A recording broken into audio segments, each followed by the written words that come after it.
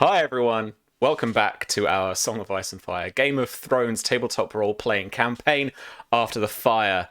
I am joined once again by five lovely, illustrious paragons of virtue and vice to enjoy the juicy fruits for me this week. We're back in High Garden and we're going to explore the reactions of Marcia's innocence, as I put it on Twitter. This one is much more in everyone else's court than mine. I maybe have like one scene planned. Apart from that, it's all over to you. So be prepared, chat, for me to be, dramatically saying a character's point of view name and then asking them what they want to do. Because there'll be a lot of that this week. But I'm excited and nervous in a weird way because I get to sit back and then I just get to kind of watch and eat popcorn and all that kind of stuff. So yeah. Without further ado, let's go around and have a chat with everybody. I'm going to surprise Don once again, who is first on my little overlay window in his new apartment. Hi, Don.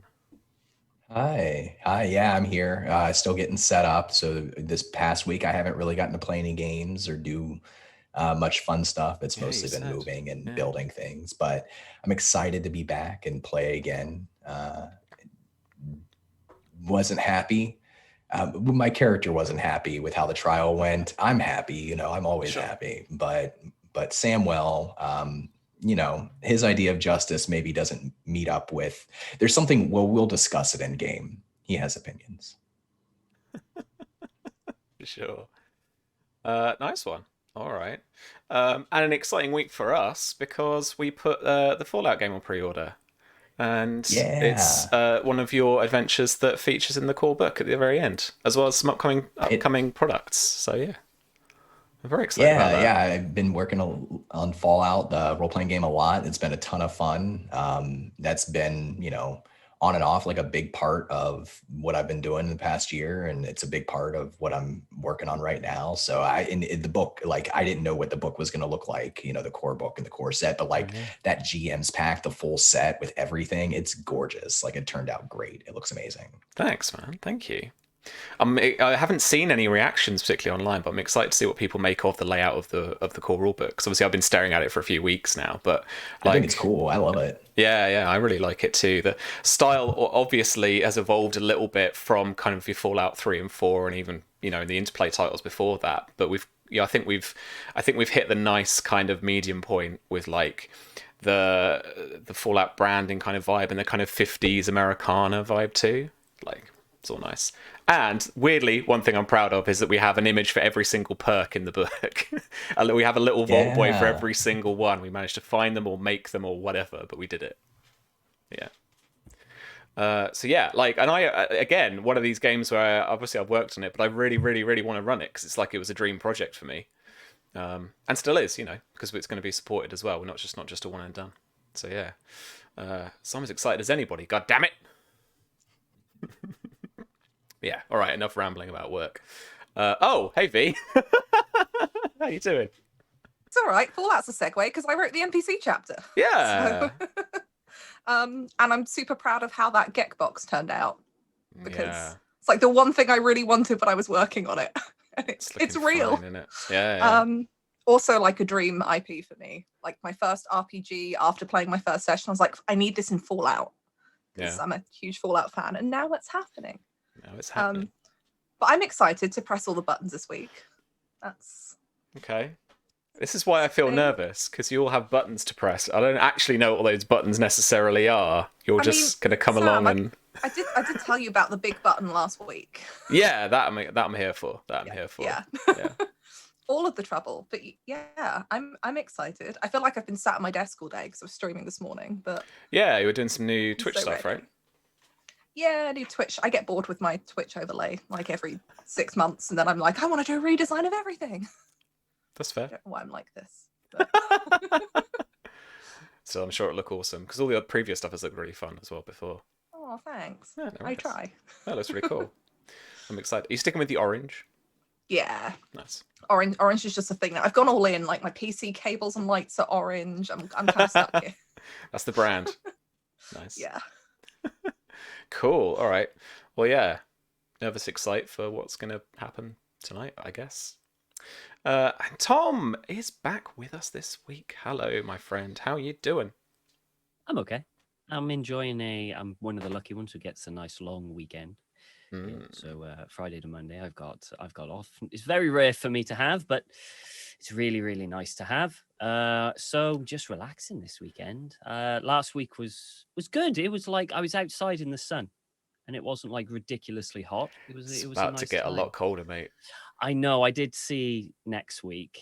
It's back with the big coat and scarf and hat and big gloves for me next week, I think. But the weather just doesn't know what season it wants to be in at the moment. So, No. This is normal. We've had it. We've had fake spring, and now we're back to winter for a little. So fake spring, skip summer, straight into autumn, straight into winter again. Yep.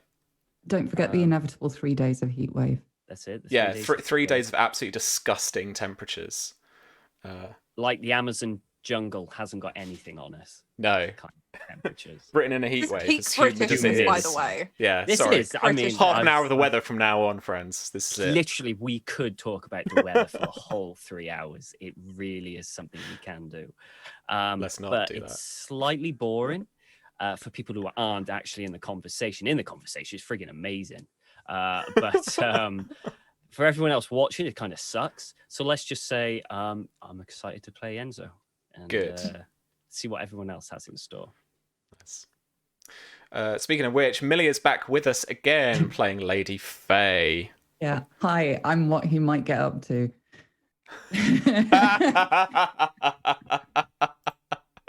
Perfect. Well, we're maze folk now, right? So the choices are limited, and he's got sausages. So.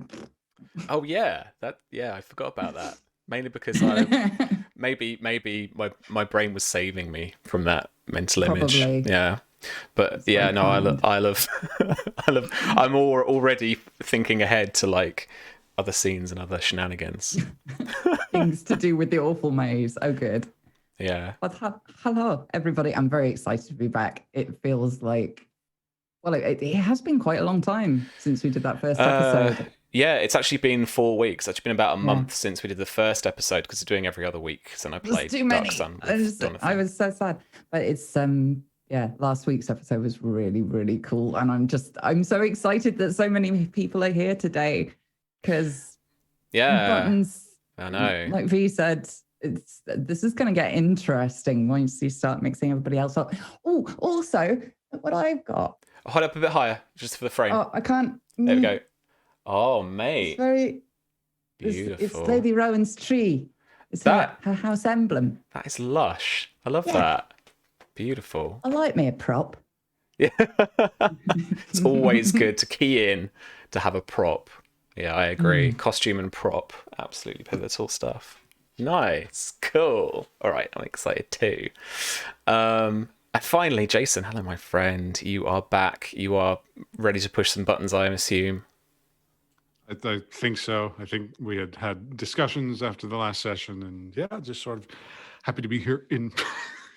You may notice there is a change of scenery. I'm visiting some family over Easter, and my father's a minister. I wonder what office I'm in, but glad to be here. Glad to see what's going to be going on this next couple of hours, and very glad to see the Black Cat from Black Cat's Gaming. One off. Yes, one of many. But other than that, doing pretty all right. Leave plugs to the end because I've got some exciting stuff I'm working on. Yeah, I've seen the Twitters. But here to play Simon and just here to enjoy myself. Nice. All right. Cool. Thank you so much. Well, yeah, I mean, I described my news about Fallout, but we also started selling the Spy game physical copies and stuff on our web store and on Modiphius.net as of yesterday, and people will start seeing them in shops pretty soon too because they're going out for distribution.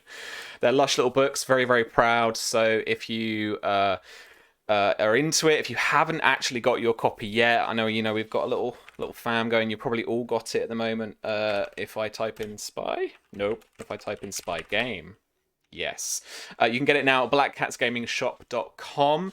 And if you get to checkout, you can type in the code ATF, all caps, and you will get 10% off anything in the store until April 10th.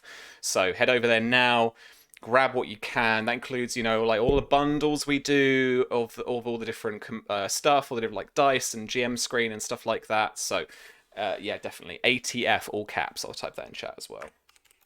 And this is a note for Susie to put it in the description. If she doesn't do it, she didn't watch the VOD, and I'm very sad. But yeah, so check it out. And we've got some other stuff brewing. So keep your eyes on our socials and stuff. Follow Black Cats here on the Twitch and the Twitters, Black Cats Gaming on Facebook. And all that news will be posted on those channels. But now we get to go to Westeros. And I get to sit back and watch you guys roleplay for 3 hours as a cop-out. No, all cool. Right, okay.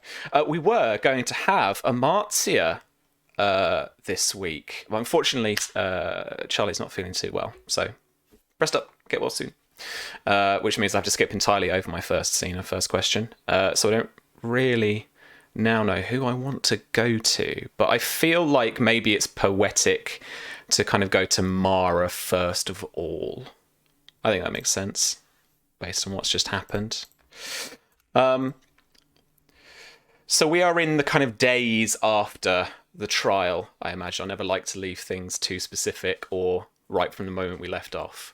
And so I imagine there has been a more muted, kind of somber atmosphere around Highgarden after the events of the trial. It, of course, happened in front of the Sept, and the Septon steps were used to view the little arena that was built for the great red stag that was found by the Master of the Hunt. At a great expense, it was noted. And it was injured, went after Marcia, and she managed somehow, through some kind of compassion with animals, with beasts, to like quell the crazed nature of it. And so tongues are already wagging and mouths are already whispering about how she did it. And then a few more people are just thankful to the gods that, her life wasn't taken. And I guess much fewer people are bothered about the cat's life, but there's a couple of people that were like, I'm glad they didn't have to, put that down. But yeah, the red stag was killed at the end of the trial, unfortunately. But in front of the gods and the eyes of all in attendance, she has been declared innocent of your accusations. So I wonder, in the days preceding this, what you get up to and what you want to pursue first. I mean, I feel like Mara probably, like she has done along with Sam and a lot of the Tarly hosts, just stays away from Highgarden. There's a lot there that she doesn't want to deal with, because there are going to be people whispering, and she doesn't really know what to do now. This is an odd position for her because she's with the Tarly hosts that all turned back from Dawn. So it's like, well, she's relieved that Marcia isn't dead because that's not what she wanted, but this wasn't justice. And also, the Oak Hearts are staying within the grounds of Highgarden, and the further away from them, the happier she is. But I think her big one is wanting to talk to Papa Tarly, like we spoke about last week. And I imagine that her and Sam will have had a discussion in the past few days about what to do. And so I think she'll probably wait till the two of them can grab him alone when there's nobody else around that's bothering him in private to have that conversation. Yeah, I mean, I think that should be very easy. Samuel is direct family. You, at the moment, in terms of being their guest, are as good as, and you've been given very gracious hospitality so far. So I don't see any issue in you trying to get a private audience with Sir Glendon.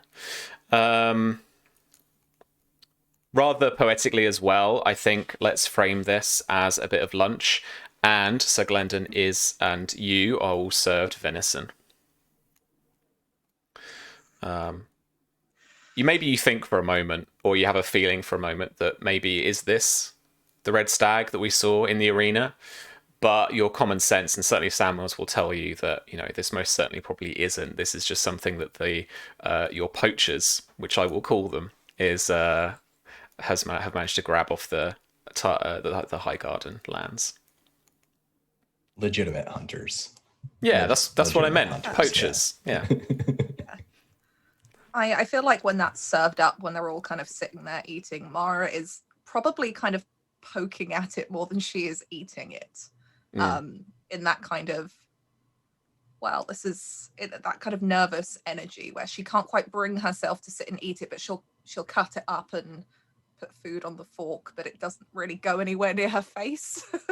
Instead, she puts the fork down and grabs for the goblet of wine and takes a sip of that instead. Mm-hmm. I mean, and as I lovingly explained to Don, I think it was last session, wasn't it, that, you know, you can tell that this is much poorer quality of wine than you're used to. You know, this is stuff from the kind of third or fourth pressing. This is maybe turning, just a very hint of it is turning sour from the travel and the fact that I think, well, Don, is there still a kind of mandate out for the camp to not buy anything from High Garden merchants? Absolutely, yeah, until they leave. And I think to kind of like frame Samuel here, you would hear like the loud clinking of a hungry fork and knife tearing through the venison, and he's starving. I think he's probably, like, the past couple of days since the trial, been bouncing back and forth between High Garden and the camp, and he's going to taverns, doing anything he can to kind of push this idea, this question of why would they choose to make a woman, a lady, who has been accused of potentially controlling the minds of beasts, why would they make her challenge be to tame a beast? And he's talking to the bards that they've brought to camp and who are traveling to High Garden too, who keep adding on to this song that they've created about Lord Tyrell. And new verses that he's like encouraging them to write involve, like, you know, poking fun at Lord Tyrell for being bewitched and being controlled by the Blood Witch, and like anything he can do to, amongst the commoners, put forward this idea that, you know, there might be more to the story. There might be a conspiracy out there. So he's been moving around. He's been moving and shaking a lot the past couple of days, and he's probably very, very hungry and very, very tired. Just like before, he's trying his best not to show it. So he's just tearing into his food right now. Sure. Yeah. So Glendon is, you know, quite content in tucking into his food. He's, you know, being quite polite about it. You know, he's not stuffing his face. He's not overindulging in wine, but he's certainly got an appetite on him, and he's, you know, certainly partaking in everything that the dining table has to offer. I don't think Mara really eats. I think after 5-10 minutes or so, it's probably obvious that she's not going to do much more than pick at her food, but she's kind of waiting for the right moment for Samuel to have nearly finished his meal and for maybe Glendon to have a few more sips of wine. Before she kind of looks over to Samuel with a look of, we're doing this then? And just waits to see if he backs out last minute, because like there's no turning back. Oh, he'll flash a reassuring smile. I think like there's probably like grease, like venison grease on his face. Like he looks a little bit, you know, he doesn't look presentable at this moment, but he does his best to flash a reassuring smile. Mara probably laughs a little bit just in her smile at just like this goofy grin, just cut like venison everywhere. And I think she waits for Lord Tarly to either finish the sip of wine that he's having or like putting down his knife and fork before she just very quietly says, "Can I ask you a question?" Of course, my lady. Yeah, anything. You remember what I told you the day after you found me in the woods, right? I understand that you are very affectionate and hold affections towards my son, yes, and I understand that these feelings are reciprocated. And you've heard the rumours at court. Well, I haven't been at court of late, as you well know. But yes, rumour travels faster than the crow flies in the Seven Kingdoms. So yes, I, of course, have heard. I have never been dishonest with you. But there is something perhaps that we haven't told you. Yeah, he kind of his movement's slow, and he kind of he pauses and is very still at that point, but he's looking at you and listening. I don't really know how else to tell you this than to tell you this, but some of those rumors, there is truth to them, though not as far back as some of them have been. But I know they all say that I am your son's mistress. He flashes a quick look at Samwell and then back to you, and then comes straight out with, "Are you pregnant?" No. Samuel like actually laughs at that. Like he just like belly laughs, and he reaches over and offers a hand to Mara, like over top the table so his father can see clearly. She takes it and kind of looks at him. No, I am not with child. But I am not just your son's mistress. Back at Fox Hollow, we have a Godswood. And we got married, just the two of us, before the old gods, with the old words, the old way.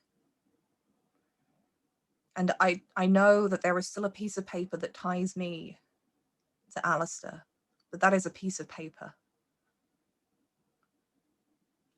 And the way that I see it, that cat that did this to me was in that Godswood that night. It watched. If the gods were so against it, they could have killed me then. And if the gods were so against it, they would have let me die when I begged them to let me come back and protect Samwell. And we know you can't acknowledge this publicly. There is other things to sort out there, but there are very few people left that I can trust, and I didn't want to lie to you about this or keep it from you anymore. But I would really hope that you would accept it.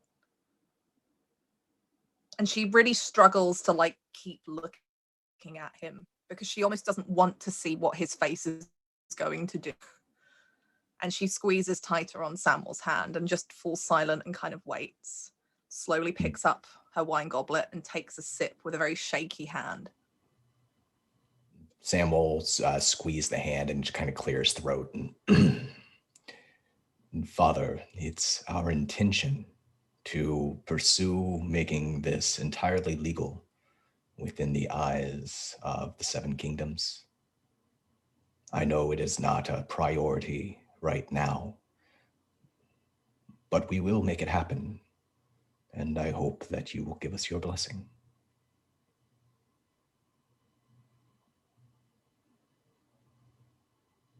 It's a bit more complicated than that, as are all things with the Game of Thrones.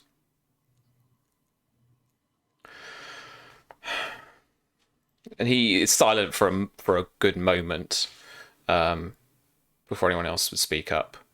I would like you to all roll for initiative for me. For roll intrigue initiative. Fate's breeding, right? Yeah. Oh, good roll. 7. Good roll, Landon. Roll.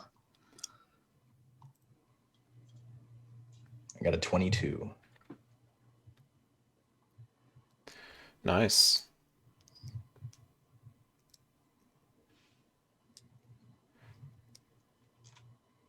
And okay, yeah. Test your status against his intrigue defense. got an 11. It's a bad roll. You do get a bonus dice though. Okay, cool. Get a single bonus dice. Oh, I need my little cheat sheet. Here it is. Okay, so Samuel, you can go first, then it will be Landon, then it will be Mara. Okay. Have a quick look as well, just over any qualities that might come into play, just because we always tend to forget. I mean, that roll's actually a 20, sorry, an 18, and yours is actually a 20. No, you've got the +2 in there, that's fine. Okay.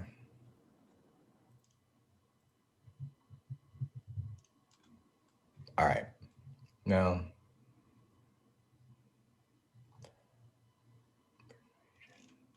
Sorry. That's okay. There is, trouble across his brow, and he's kind of now picking at his food a lot like you were before, Mara. And he just offers that, while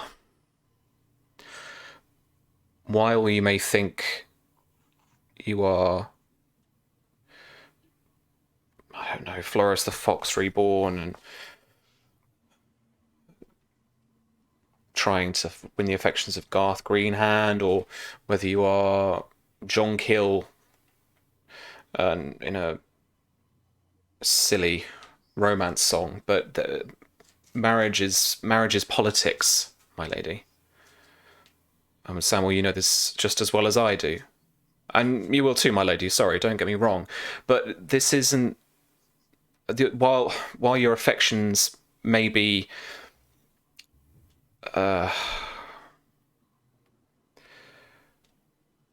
What do you mean by this action? Why do this? You know you're already married. Samuel, you know we are still looking for a good match. Why? We have spent so much time, Father, playing the same game generation after generation, and we never get ahead, despite the greatness of our house. This marriage, it is political. Lady Mara, she's not just a name, a house, an alliance. She's a mind, a keen mind, capable of influencing the minds of others. We have friends to make. Our host here, it can grow. I'm not looking for an alliance with a house. There are other ways to build those. This is about having a partner, capable, powerful, a survivor, just like we are. You've survived so much in your life, Father. Whose power, Sam? You know what? Whose power? Whose power do you wield, my lady? I have no house behind me to take power from. But power is not something that everybody is born with. There are people that sit in the courts that grew up without the noble blood that we share. But they got there. I am still here because I have a power of my own. I don't want to just cozy up in Hornhill because it's comfortable and because your house is wealthy and respected. Your son, he wants more for this house, more for this realm. He sees the future of what it could be, what he could make your house. And I intend to be the person that helps him do that. You can find many a good match that will give you a nice, comfortable political alliance. But that's all it is.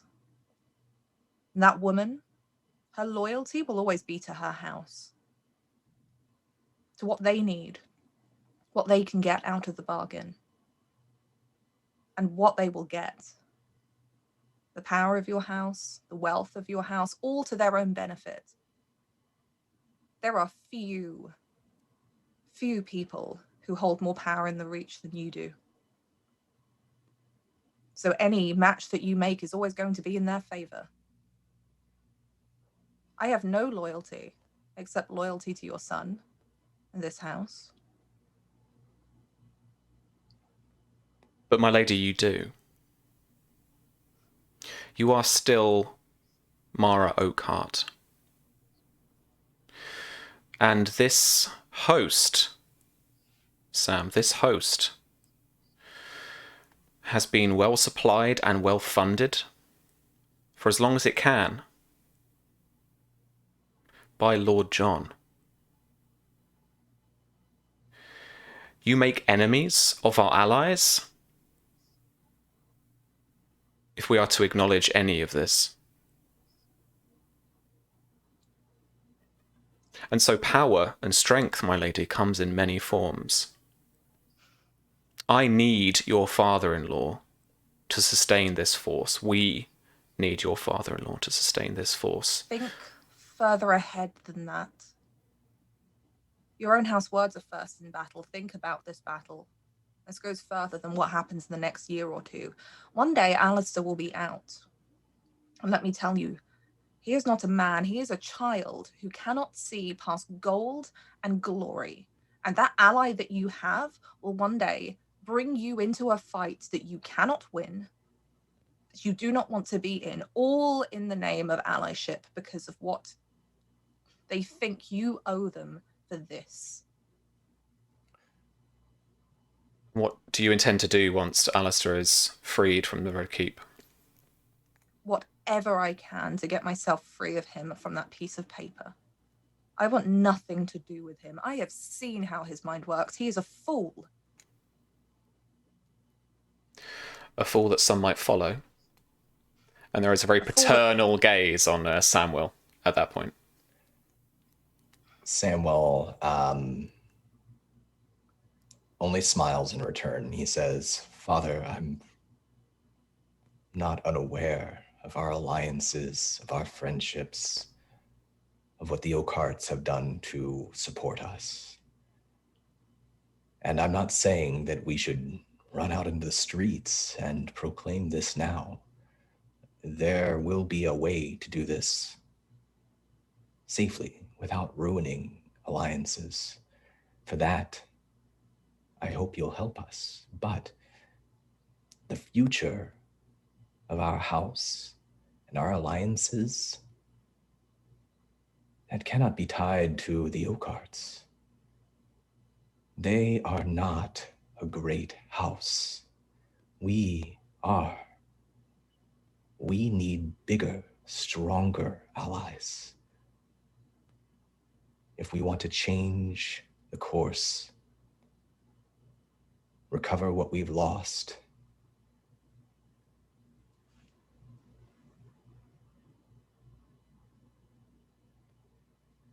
it's time for change, Father. And I'll need your help for that.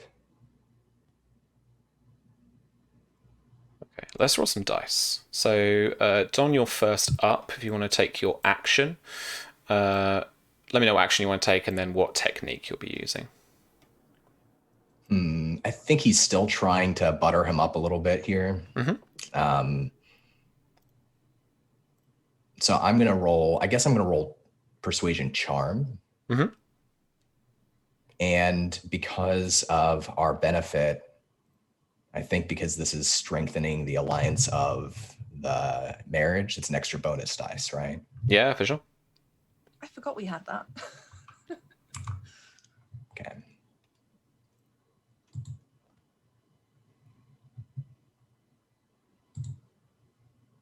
$19. 1/6 is 3 degrees of 6. Hang on a second. 3 degrees of success. Yep. All right. And what's a crit do? Oh yes, there's a Sharp single tongue. 6 there, so I think it pierces the. Does it pierces 2 of his his DR. Cool. Ignore 2 of the opponent's DR. Mhm. Yeah, it says sharp tongue, but this is more like playing I'm your son kind of angle, I think, than it being sharp. And the damage that I do is equal to my persuasion rank. So that'll be 12 influence. Okay.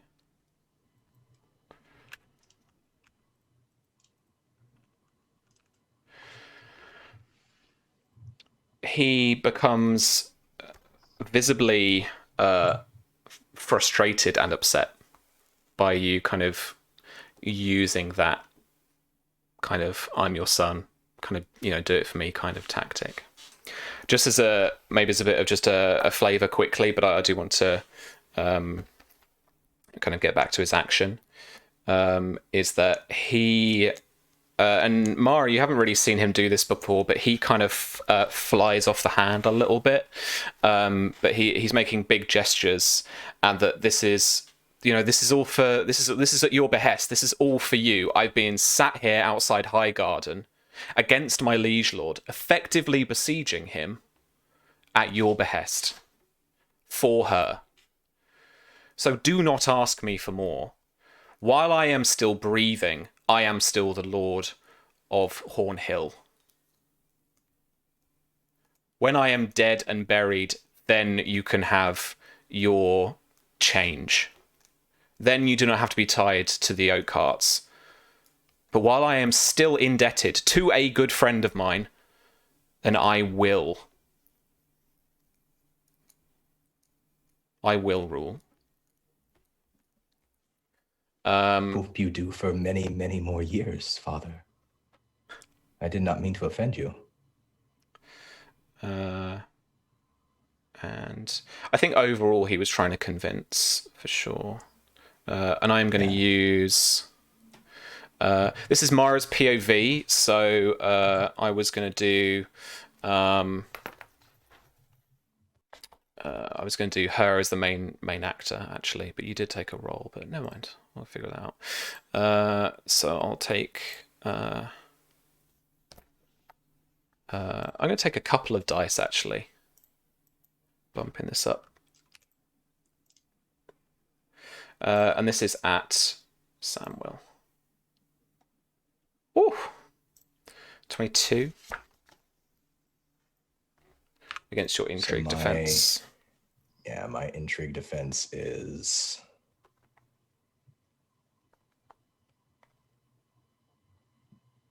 9. So that'll be 3 degrees. Convince is will rank times 3, so it's 9 composure damage minus your DR. Excuse me. I took a crit too, so my DR... Yeah. Probably 0. Oh, wait. Yeah, I'm affectionate. So it's 0. It makes it 0. Yeah, I would imagine that you composure. love your father. I assume you do. I don't have to. I'm not putting words into your mouth. But yeah, totally. We didn't ever say that you hated him when we were chatting. You're on decent terms with your father. Yeah, I think we get along pretty well. He's paid my way quite a bit. Yeah. Composure. So I have to take... I might have to take a frustration. Oh, snap. I actually should have taken a couple of dice off of that. That would actually be... Sorry. Let's go back. Because he's got 2 frustration as well.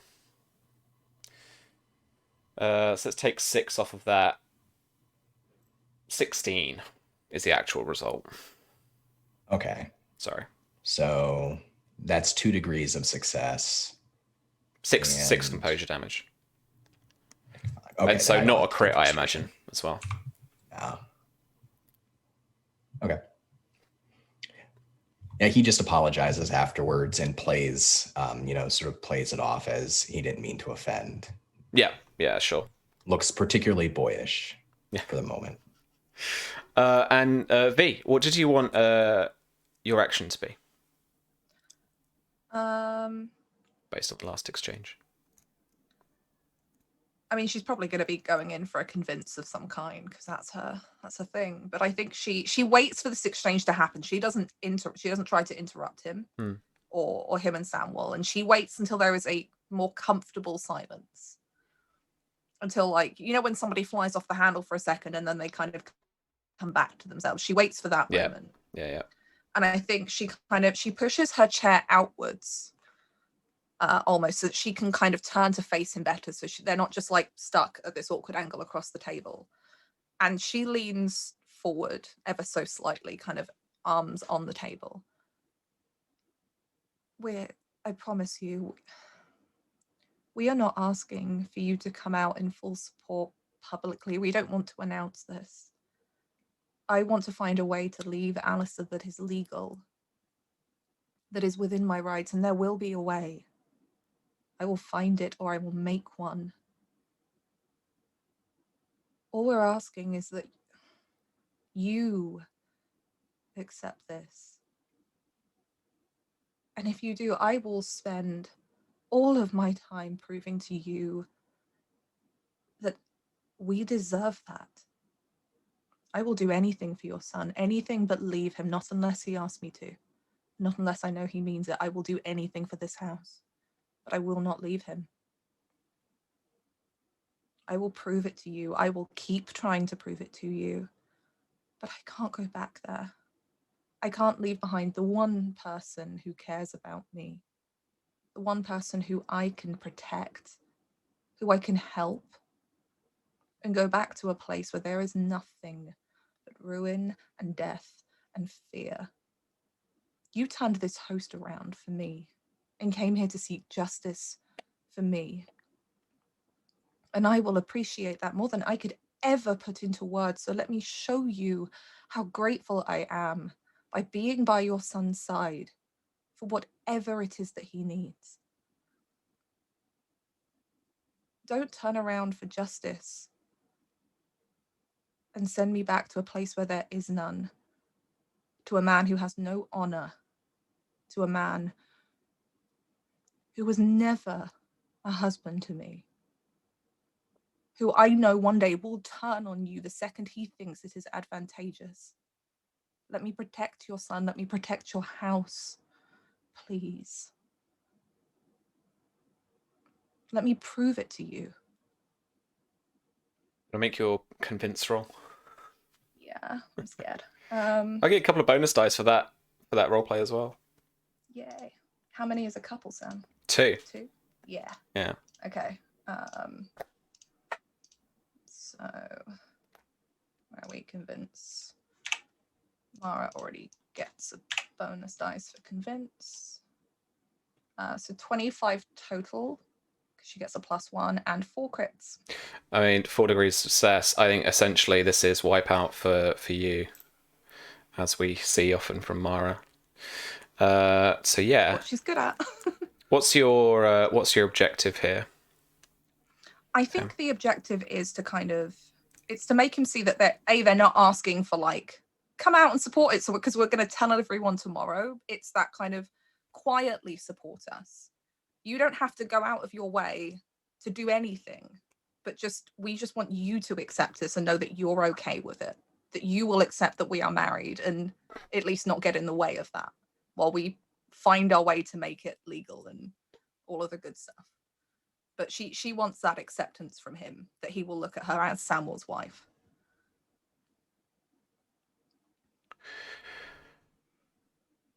And he still visibly looks aggravated, but he asks you in acceptance, and what are our next steps, my lady? All right, now we have to figure out what to do with this host. They came here for justice, and they have not been given justice. Despite the fact that I am pleased Marcia is not dead because my 2 brothers shouldn't grow up without a mother. That trial was a farce. So we have to find something for them to focus on, or they will disband. And while we have this much power at our disposal, we shouldn't waste it. We just have to decide what we're moving to or against or toward. I have an idea, Father, if you're willing to listen. Well, apparently it's the day for madness, so please. While we have this host, we are showing the Tyrells that they have to do better. They barely placated us with this mummer's justice, pitting Marcia up against a beast when she's charged with being a witch who can control beasts. This was an insult to House Tarly and to the justice in the Reach. But they cannot ignore our host as long as we keep it together.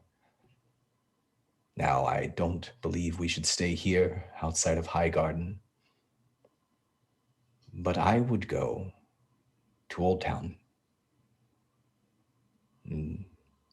I have friends there that I have not seen in some time. We have allies in Old Town. And while we travel there down the road, we can continue to grow our host. We can camp outside of the city just like we have here in Highgarden. We can speak with Lord Hightower.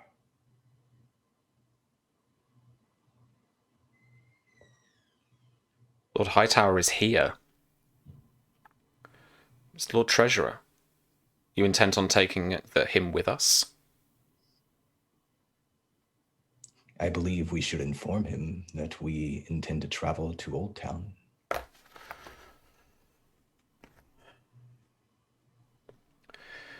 Maybe your goals will align as well. And he looks at both of you. For if we can reach the High Septon, perhaps we can get some, perhaps you, my lady, can get some dispensation from him in order to nullify your marriage. I would hope so. Seek some insolvency for it. But we have to give this host a target. And right now that target is that justice hasn't been done. And there won't be any justice if we try to storm Highgarden. That would be a stupid idea. I'm not one for warfare, but even I think we would lose that fight eventually. It would do nothing more than destroy this house, Exactly. my lady. We came off very lightly from the red grass fields. I remember. And that has been our strength for a number of years, but it can be easily taken away. What I need from you, my lady, is some security of the gold that your father and current father-in-law is providing you from one father-in-law to another. It has been no secret to Lord John that I have spent time with your son. We went travelling. We stayed at the tourney together. He has never openly challenged it, not outright. Even they haven't been to see their own son. What does that tell you about what they think of him? He doesn't like what I'm doing here, but I'm not sure that yet he has found a way to bring himself to do anything about it. You are good friends. I'm here. I'm safe, which I'm sure is what he wants for me. And what would be the good at keeping me at Old Oak, moping around in a room all day, waiting for what? Alistair to get out in another 5 years?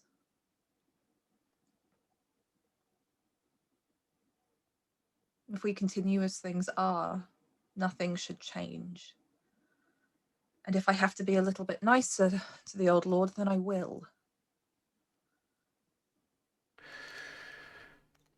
We don't just need game and whatever we can buy on the road to keep this army together. We need pay. And we need more supplies. Beers, wines, waters. Yes, we can find that on the way to Old Town, but it's strenuous at best. And so we need to figure that out before we take our next step. I believe that there are a few people here that might be able to help us out with that. Allies that Samuel and I have spoken to that might be on board with the cause. And I did hear that Mathos Costain was around the camp at some point, and that man is very resourceful. They don't necessarily trust him, but he is resourceful. He was on my side once before. He is very resourceful. One of the better courtiers here at Highgarden that I know. And Father, it was on his advice that we cut some taxation levy ties to Highgarden. I remember hearing about it a few years ago.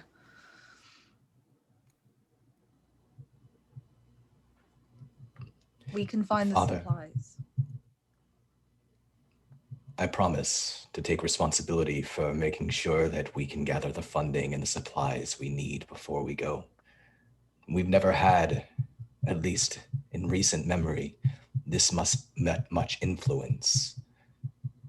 The tournament, the host, forcing Lord Tyrell to at least, even if it was a mummer's court, go to trial with a true grievance. We still have influence, and we can grow it right now. We can leverage it right now. But I am afraid if we go back to Hornhill, that these past months will slip through our fingers and nothing will have changed. We have momentum, and I've seen it at court. We're not the only ones that are displeased with this trial. We are not the only people that have been displeased with how Leo Tyrell has sat in Highgarden and done nothing these past, 5-10 years? What has he really done for the Reach?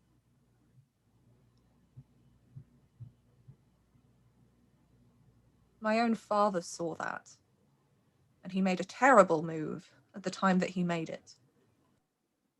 But it is no secret that people think that Leo Tyrell is weak, that he does not support the people, that he does not give his lords what they deserve. I mean, that is why you have stopped paying taxes, as have several other prominent lords. The man is an unworthy fool. Then we have momentum, because right now we have just shown that he is weak. He can't even hold a trial, a simple trial, to find if someone is guilty or innocent without fucking it up. There are people all across the Reach that are going to, frankly, be outraged at this. My lady, we have momentum, but we do not have momentum against all 7 kingdoms, which I'm sure is what Lord Leo would bring down upon us. He has the favour of the Dornish lords, he has the favour of the dragons. He has the favour of the Dornish lords because he pays them lip service. But forgive me, my lord, I know that House Tarly was part of the skirmishes that took place in Dorne not too long back. But there are allies to be made in Dorne. Samuel and I know this. We have spoken to some of them. Do you think the Dornish want the Reach coming in, skirmishing their lands? We offer them peace, which is more than Lord Tyrell has ever offered them. The North won't want to be involved. The North are the North. They always keep to themselves. And I'm sure you have heard the rumours, as have I, that perhaps there will be another fight coming for those sitting on the Red Keep. Let us gain momentum and traction and allies where we can. Allies with Dawn. It will be difficult, but we can do it. Especially if you put me and Samuel at the front of that.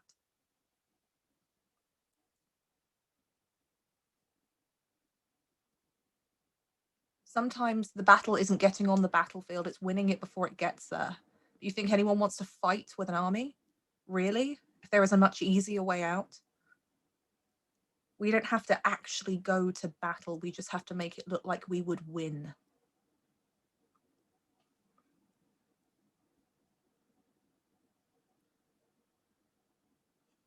I am worried this talk is taking us one step further to building mangonels and trebuchets. So for just some short while,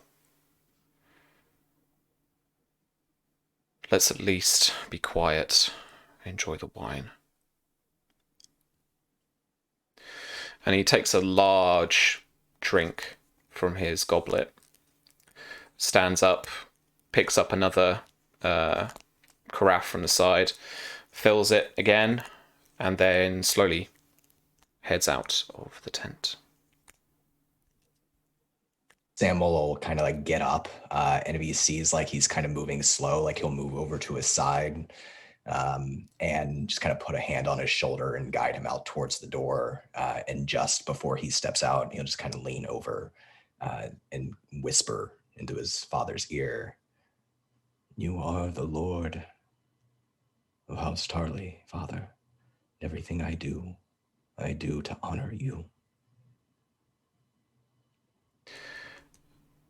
There is a fire in his eyes as he looks back at you, and he says, "I do not need you to tell me that."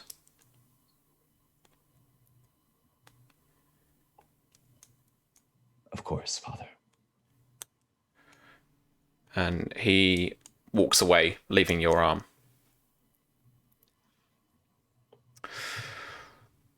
Ooh. Enzo, we haven't heard from you for a little while. I wonder genuinely what your plans were after seeing and hearing what happened at the trial.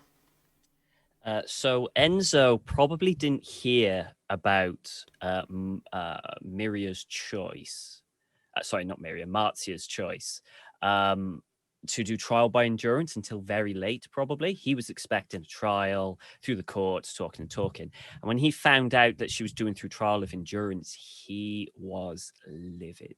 He was absolutely fuming. He couldn't contemplate why she was putting herself in danger, where the simple solution is just to give up the cat, kill it, and you go scot-free. That was in his mind, that was it. So when he heard, he fumed and wanted to like talk to her, but probably by then it was too late. He wouldn't, even when if it wasn't, he probably wouldn't be able to see her. So he does what he normally does when he loses his mind and is very, very angry. He takes many flasks of wine, takes a practice sword and mixes the two together and just unleashes all his fury into these like, you know, dummies and stuff. He practices his footwork, but obviously the more he drinks, the more thing he gets.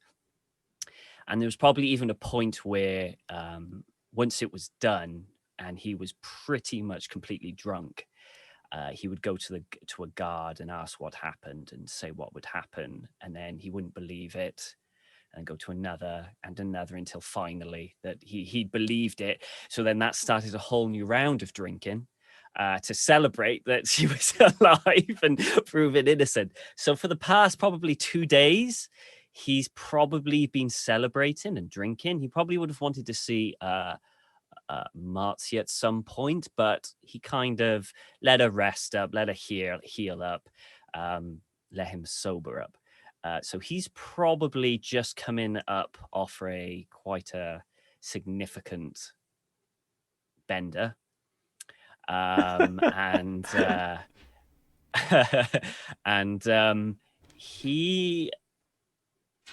he's recovering, and he is going to go around the court, you know, just talk to people, talk to lords and stuff to gauge the reaction on how they think the trial went. Happy, sad, just stuff like that to start off with. Okay. So I would like you please to roll for me a Streetwise test. All right, let's do this. Let me get the knowledge Streetwise. Let me get the rulebook up as well, because I always forget to. Let's grab the new Chronicle.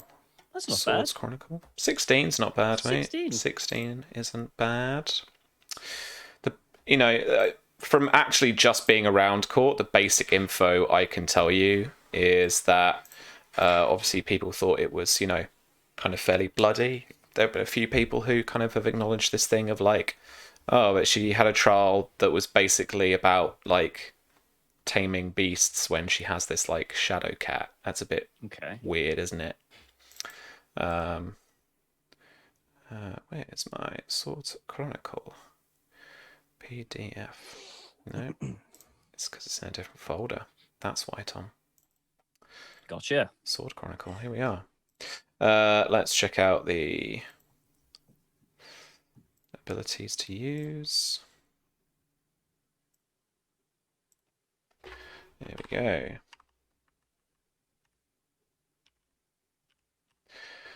So streetwise, you are spending between a day and a week. So this is difficulty 9. Okay. So with 2 degrees of success, I will let you ask me 2 pointed questions. Okay. Something about like, you know, what does so and so think about it, or do I have to specifically specify a person, or can I just say, how do the lords, the main lords of the court, feel about the trial? I'll tell you that for free because that is like too many. Yeah. You know, I think if you're trying to fish for anything, there's nothing fishy really about their reaction. A few are surprised, a few are, you know, pleased that it didn't come to anything. A few more pious lords and ladies are, you know, they think, you know, she's absolved, she is innocent, you know, and at least she can get on with, you know, being the, what's the word? But, you know, being the kind of regent. Yeah, regent of Fox Hollow, right? Yeah. And there are quite a few lords and ladies that don't really care because it's not many days. You know, the Reach is such a large place. It's effectively, you know, it is kind of small country-sized or state-sized, I guess. So, you know, some people don't even know her. Okay. This is more specific, what was Leo's reaction to the trial? What did he feel? Did he feel it was justice done? Is he displeased? Is he still suspicious? Kind of like his feel on what the trial. Yeah, absolutely. He has a little bit more of a agnostic feeling towards the trial. Okay. Than say more pious. He is still quite suspicious of Lady Marcia and the outcome of the trial. And interestingly, he is kind of like that, and he is concerned because that version of the trial was not his idea. Ooh. I've got one more question. Whose idea was it? Ransel Sloane's. Really? Ooh.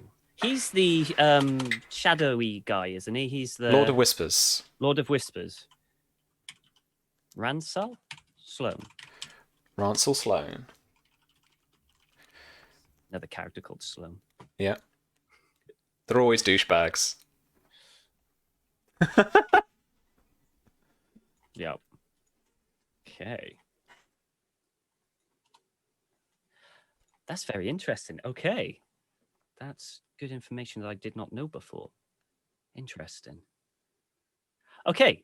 Once I've done that, I would very much like to find Lady Faye Rowan's handmaiden. Alone, preferably. Okay. How would you like to do that? So a couple of examples would be summoning her, and that's more of like a status test. Another one would be like, my idea sounds well creepy, was, but finding her when she's kind of on her own or something, and that's more like stealth, I guess. My idea was wait until I know that Faye is in council or she's busy, doing, whatever she does with politics and stuff, and then go to like the Rowan estate of all the rooms, and then ask for her there. That's all I was going to do. Okay. Nice. I don't know what that word is, Millie.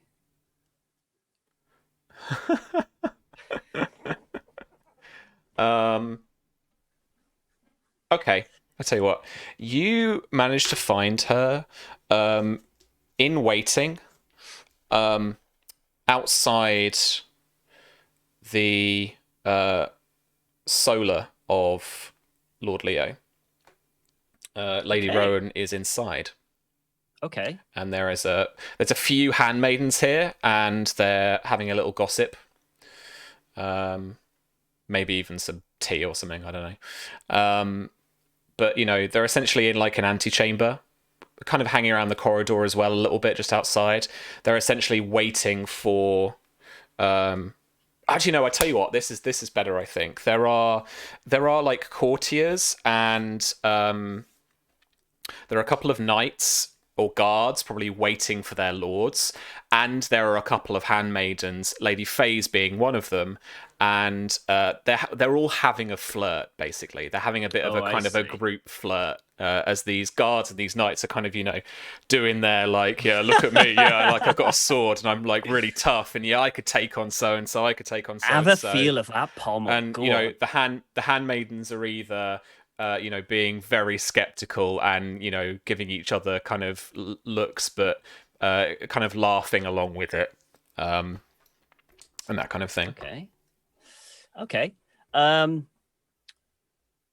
So I'm gonna do what Enzo normally does. He's gonna just barrel on in. Just go straight there.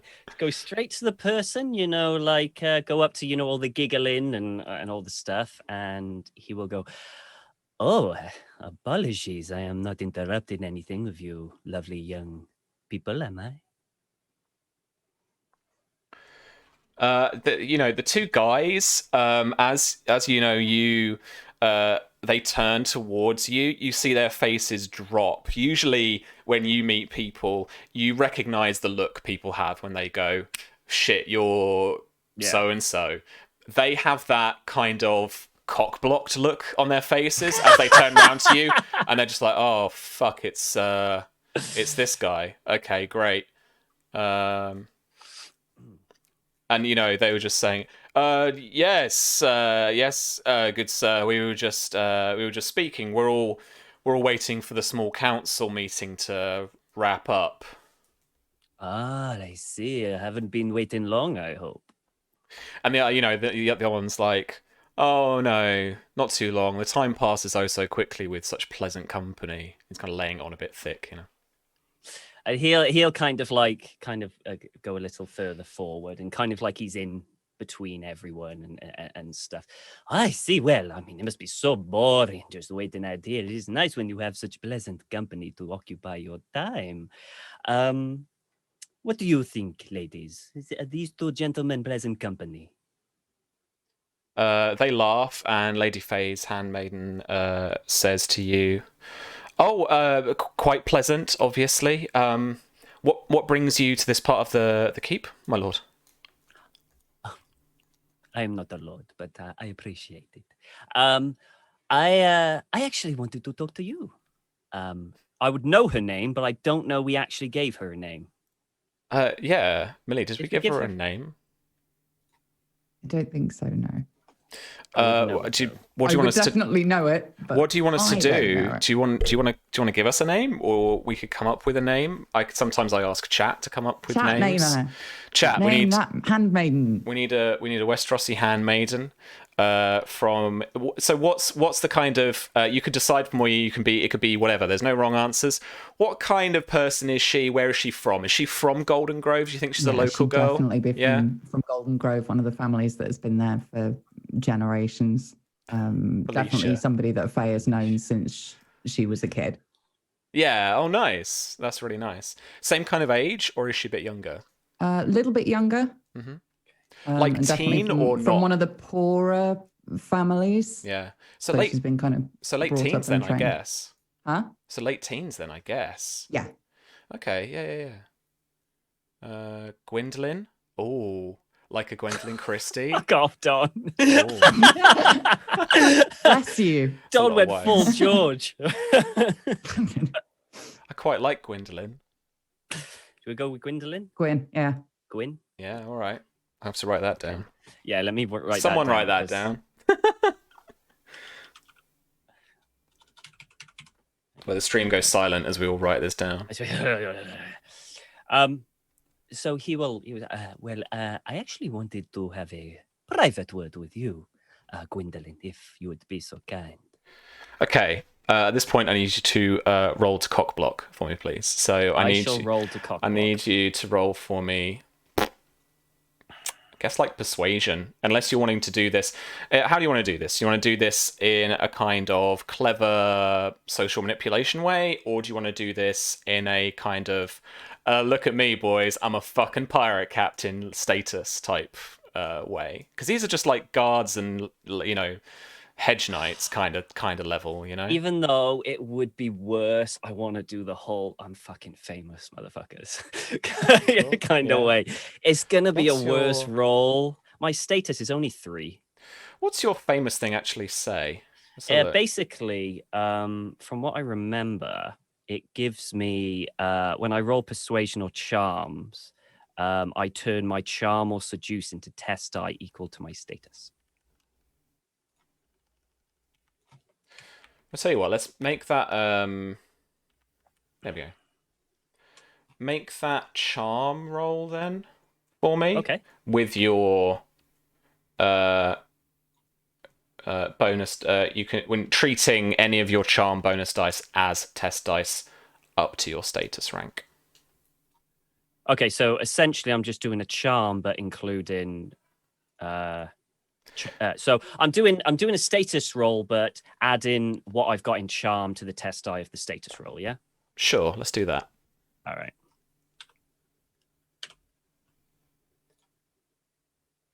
I need to remember to bring that down. 28.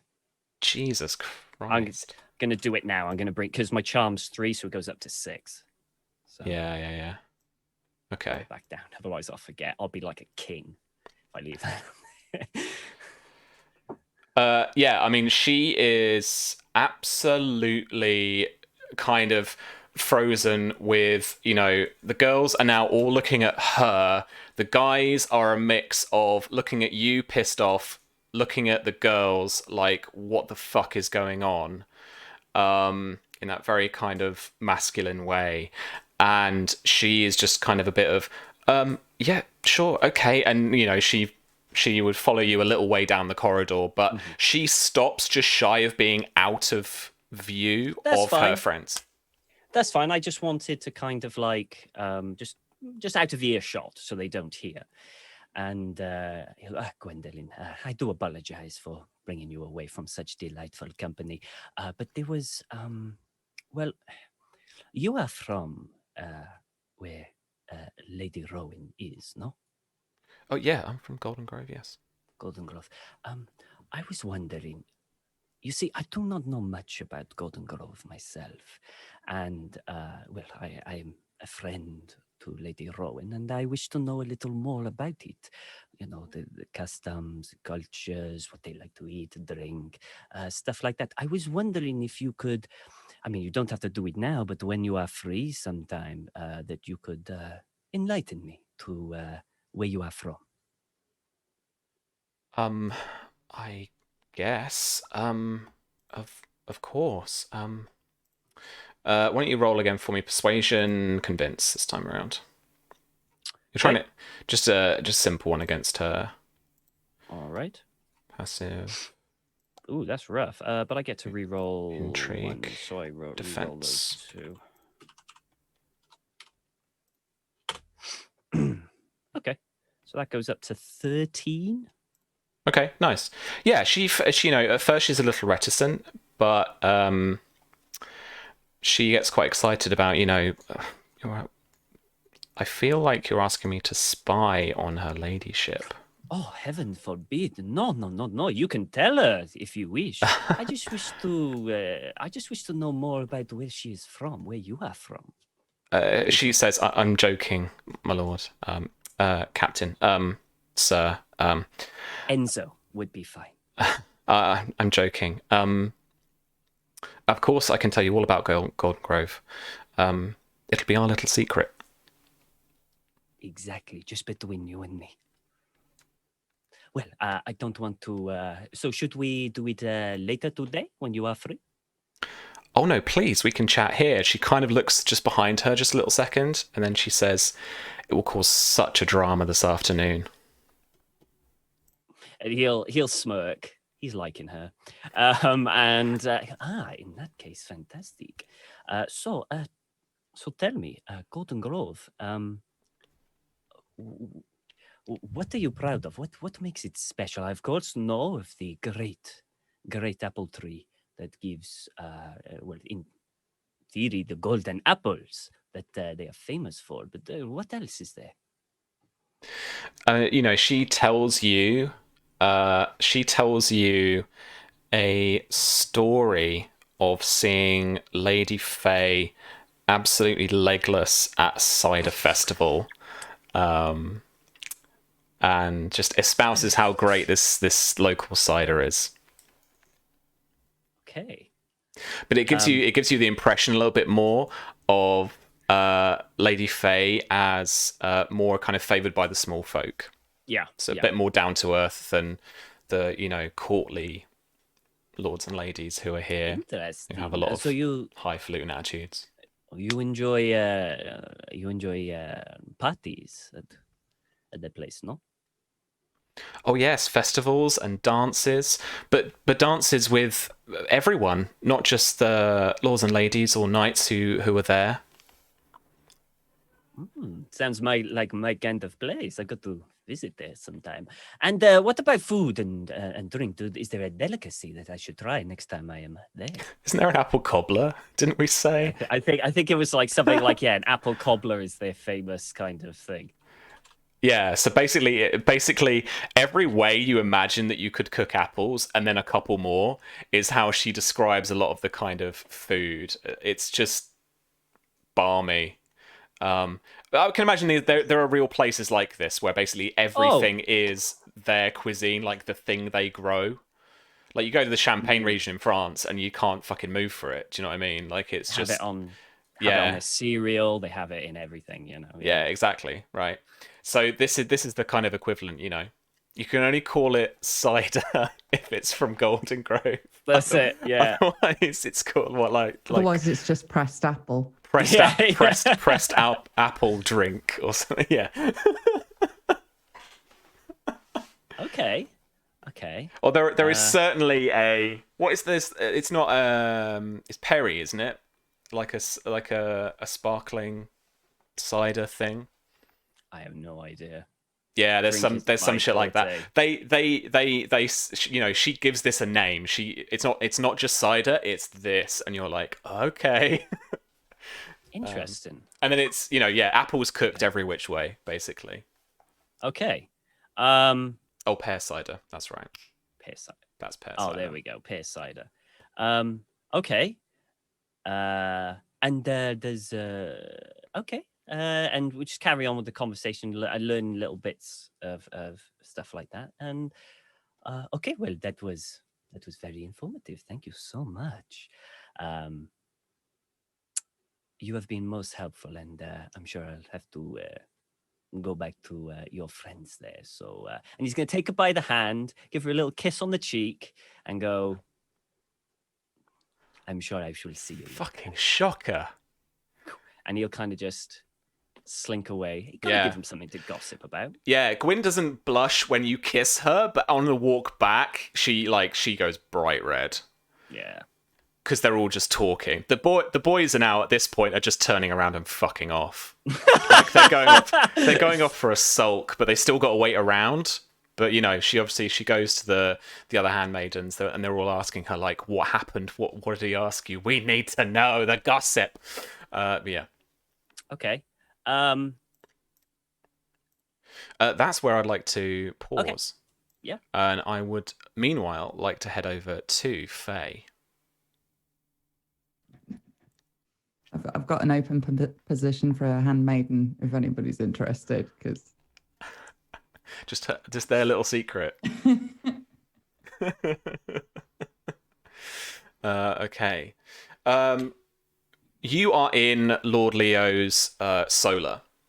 This is effectively his office and quarters and kind of everything, kind of put together. And this is where the small council have their meetings. You, after the trial, and you get the impression from your connections that with the Tarly host still effectively on the horizon, that you have been invited as Marshal of the North Marches, amongst another couple of those kinds of honorary titles, more and hereditary titles, more so than his Lord Treasurer and his Lord of Whispers and all that kind of stuff. The actual small council people. Whilst they're there are a number of you as well. This is kind of a slightly larger, maybe not small council, medium council, and you've been invited along to hear and discuss about what's going on. The council meeting is starting to wrap up, but Lord Leo is asking his lords and ladies present about what they should do about the Tarly host. We've heard from my Lord Steward Sir Gawain that they've been poaching on our lands. Sir Glendon has not approached us since the culmination of the trial and the proving of Marzia's innocence. And in truth, I am not sure what to do next. The Tarlys, from what we hear from those soldiers who might have approached Highgarden and stopped in one or two of the local drink houses, that they are not pleased with the outcome of the trial, and who would be in their shoes. But I am resolved on this. Now they need to leave. But what best approach might there be? Well, certainly I can help you there, but news such as that is often sweetened if you can accompany it with a gift of some kind.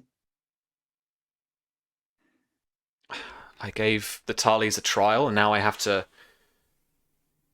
give them some kind of thank you, farewell. No, nothing like that. Just the situation must be handled delicately. They're a strong ally and could be an even greater enemy, and we must handle this situation with the delicacy it requires. Exactly. And he looks at Lord Hightower, the treasurer. He looks at Sir Gawain, his steward. He's got his Master of Arms as well. Let me look at his little... he's got a little list of people who's here. One. Sir Gerald Greyfield, yeah.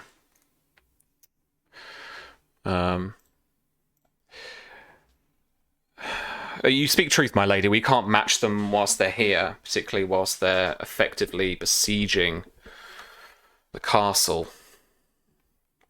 This isn't besieging. This is gentlemen comparing what they compare, isn't it? Well, if you put it like that. And there are a few, men in the room who are kind of shuffling and kind of like, well, just said that.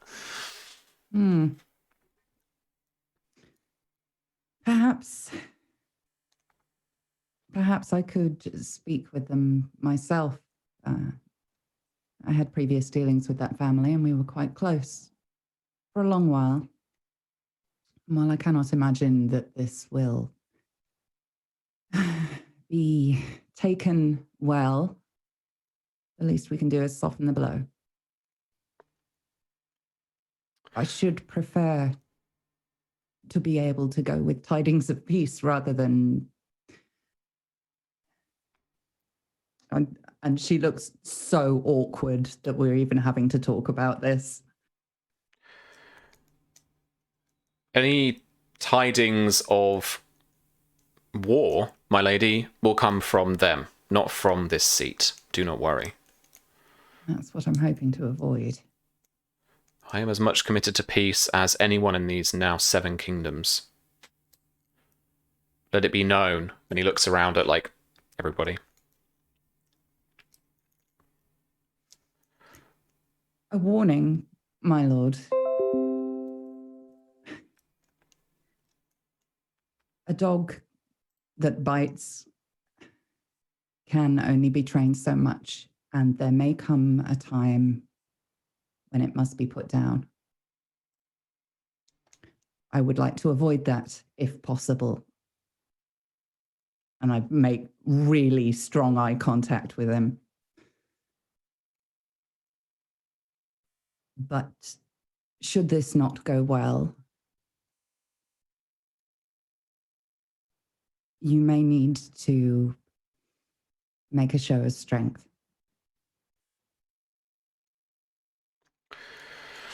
My lady,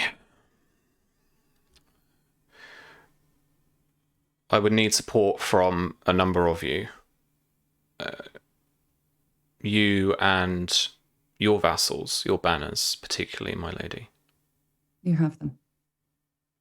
But I do hope it doesn't come to that. I know the Tarly men, it's all they will respond to.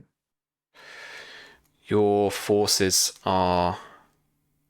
it's actually Lord Hightower that starts to kind of point these things out. Your forces, my lady, are weeks away.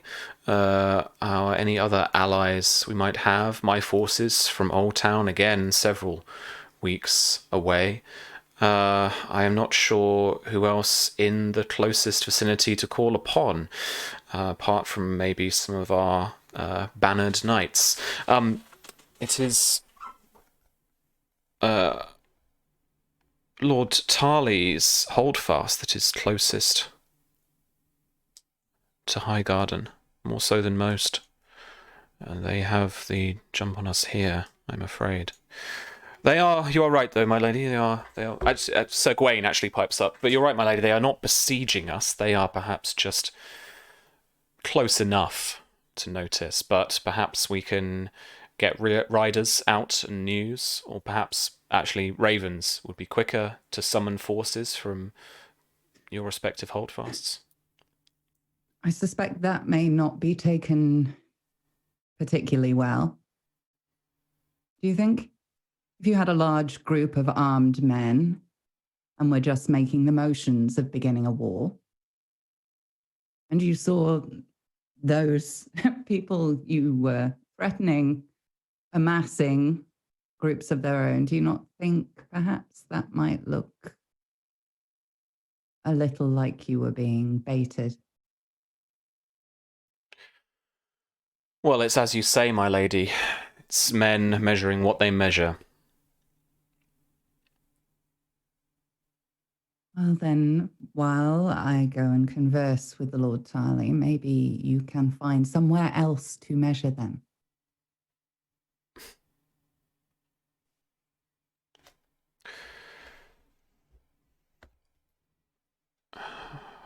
Very well. Thank you, my small council, and he makes his formalities and then dismisses them. But there's a couple of hangers-on. You know, he invites you to stay just for a little bit, just to talk, just briefly about, you know, what your approach might be. But you come into a conversation where you hear Runsell Sloane speaking to Lord Leo, and he's basically trying to kind of comfort Lord Leo in a way, but that's kind of not the right phrase. But you know, he's speaking and basically saying, "Look, my lord, look, with the outcome of the trial as it is undeniable that Marcia has some command over beasts and animals as such. Her survival demonstrates her guilt as much as her divine innocence." There is no doubt. Are we to arrest the Master of the Hounds too for training his animals too well? Well, they captured that large elk, my lady. They did not. You saw her make some motions, perhaps look into its eyes, perhaps stir its blood. Have you been around wild animals at all? If I can help it, no. Well, as somebody who grew up in slightly more rural areas, there is certain body language that one must adopt in order to avoid dying.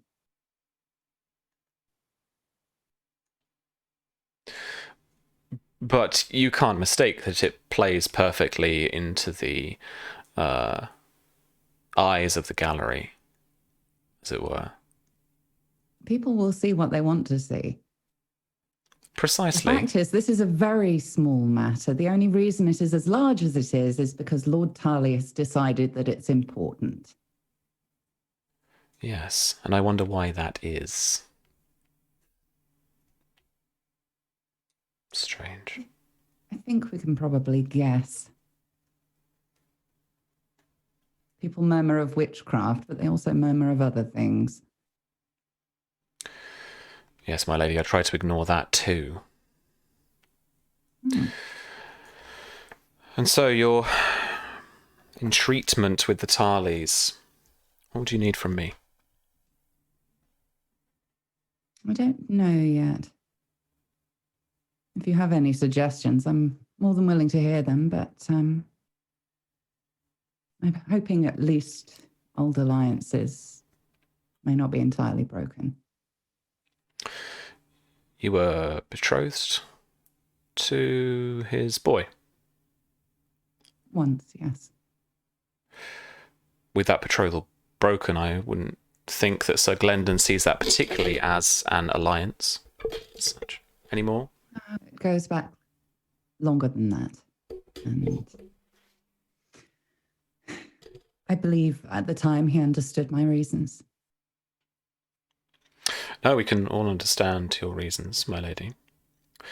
Well, by all means, you can, have have my guards. You can have perhaps a member of the small council to give yourself some stature, some officiation at least. Anything like that, unless you want to do it in a more subtle way, speak to them more directly. Well, I would absolutely like to speak to them more directly, although the idea of going entirely unprotected is probably, given recent events, not the most splendid of ideas. Perhaps just a couple of well-trained men who look like they know what they're about. Very well. I can... Sure, within the courtyards and the halls of this keep, we can rustle up a couple of good men.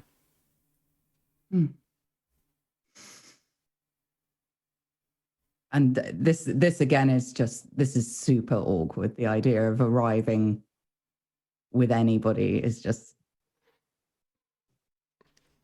Yeah. I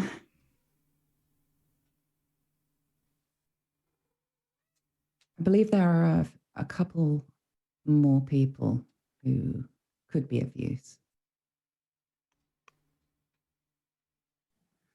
If we don't send word to you within 3 days,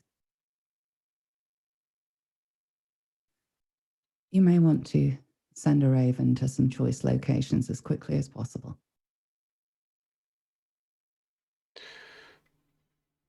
The locations we spoke about earlier? But again, I hope it doesn't come to that. Nor I, my lady. Nor I. Thank you. And on your way out, hanging by the door inside the solar, is Sir Gawain. Tall, athletic, knightly-looking man, with a kind of, the typical Oakhart look about him. about his face and features. Was this was the same guy's meeting in the first episode, right?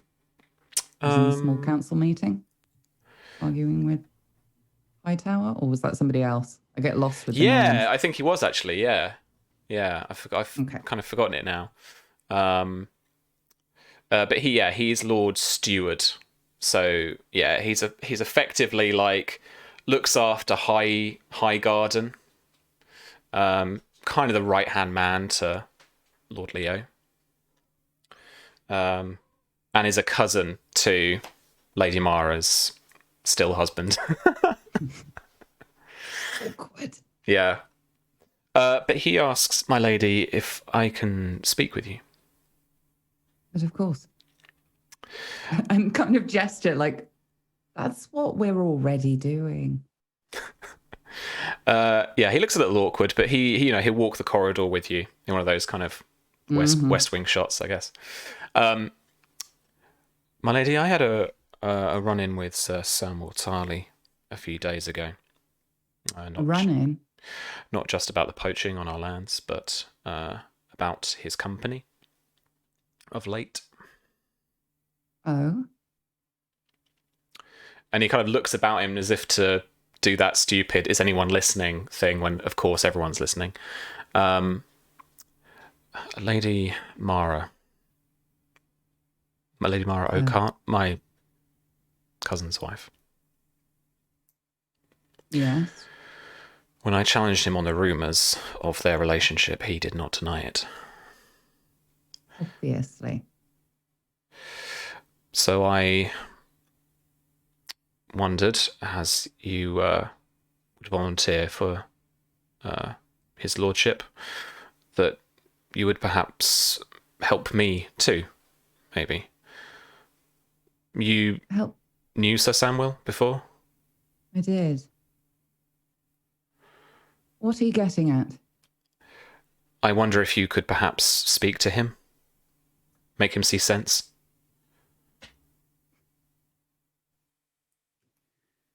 Well, if anybody was ever able to, I suppose I'd have a chance, but once that boy gets an idea in his head, it stays there. That is troublesome.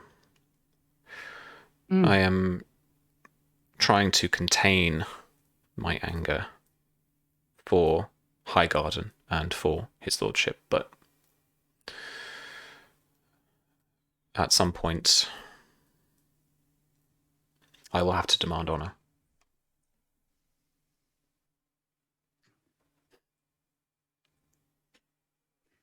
Oh, good.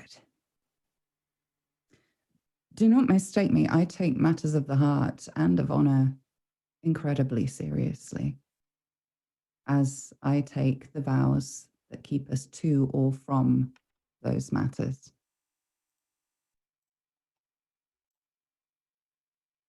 In this matter, I believe that our ends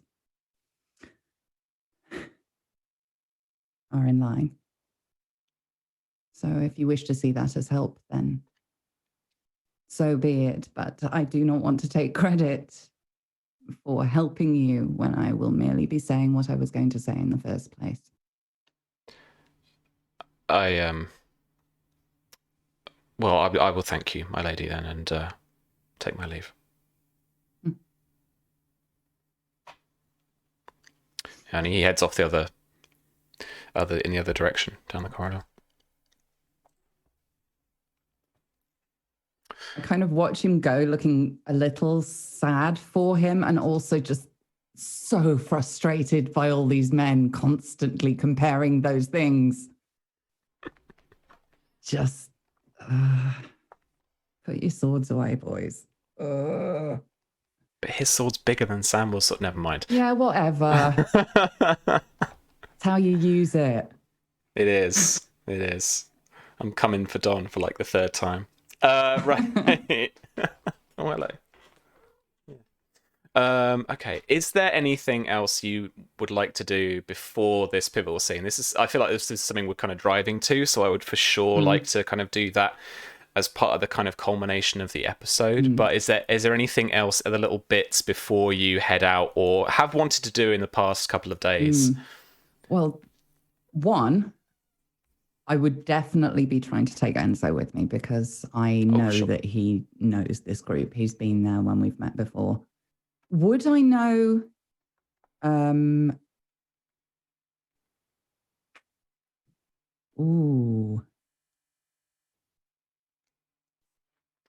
Would I know about Simon? Would I know that they hung out together? Would I know that he was? I would have told you that Simon is related to Mara, Okay. and I have seen them together. I definitely would have told you that. Yeah.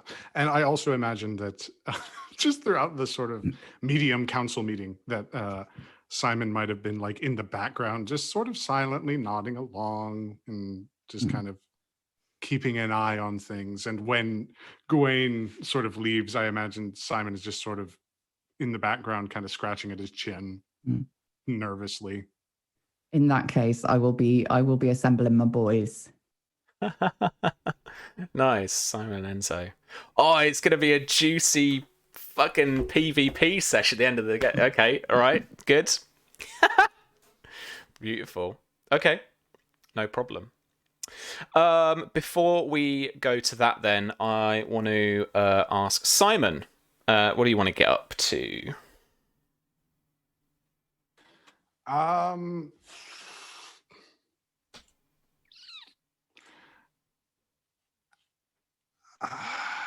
I remember that he had wanted to speak with Lord Hightower about gaining access to the financial records. Sure. Yeah, we could do that as a start. Yeah. Yeah. So just as I imagine, Lady Rowan and Gawain are sort of going their separate way, he approaches the Lord Hightower. Very meekly and just sort of bows his head. My lord, I must say there has been much commotion within your station these days. I do not envy you your position. And, he's a slightly older middle-aged guy, but, he's walking the hall with some kind of well-practiced kind of gravitas that, he knows his position, and he's, not quite doing the power West Wing walk, but he's certainly kind of taking it at a pace. And he doesn't really look at you, but he kind of turns his head towards you a little bit, and he says, "Has there, Maester?" Well, unless you regard this trial as mere passing fancy, or the presence of what do they call it, a host, the outskirts of our Lord's domain. Yes, well, I am not the steward, I am the Lord Treasurer, and so it behooves my office to be ensuring that Highgarden stays well connected and well fed, whilst the host still plagues us on our borders. Perhaps. Would that mean, I say as if I do not know, that matters of taxation would fall under your purview?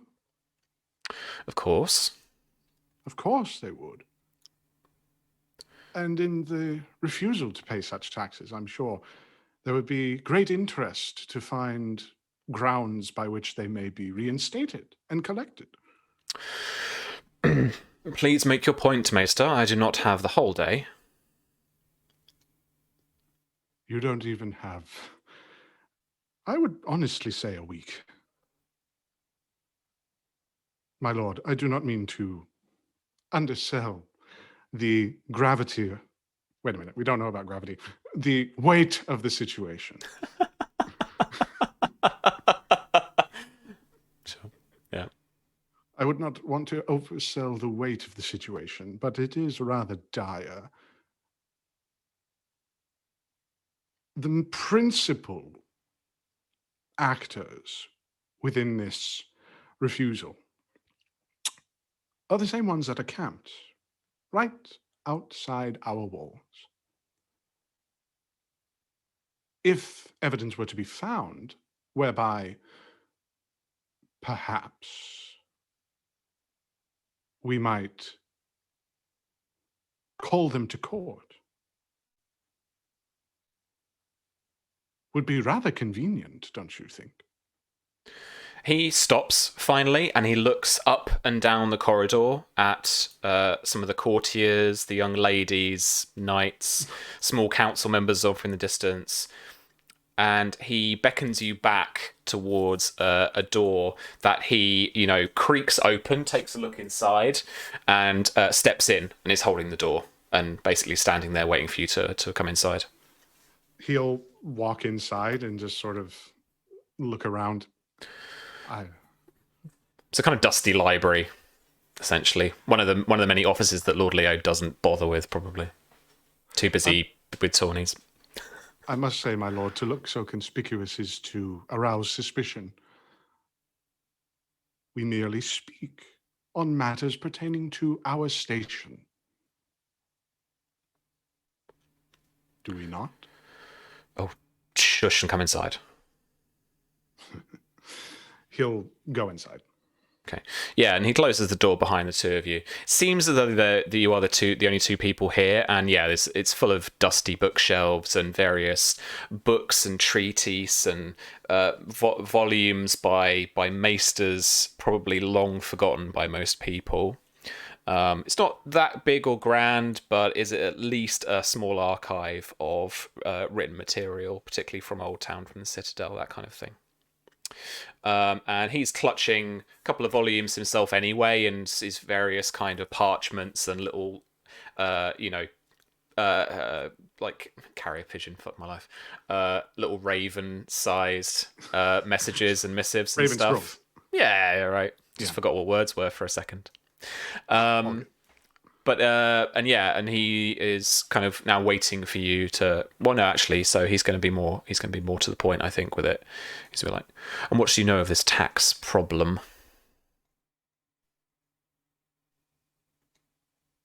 Oh, well, kind of froze up there. Can you repeat? Yeah, he just comes out with like, and what do you know of this tax problem?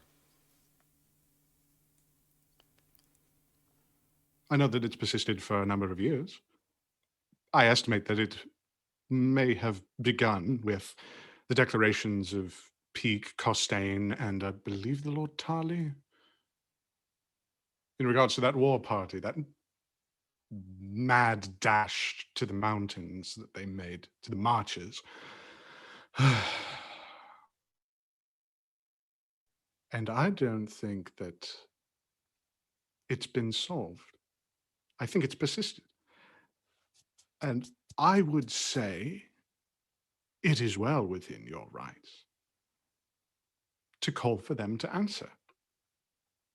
Now, if you would need evidence of this, give me time, and I shall give you evidence.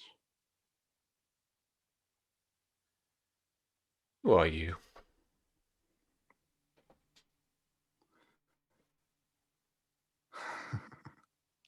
No, you're not the first person to ask me that.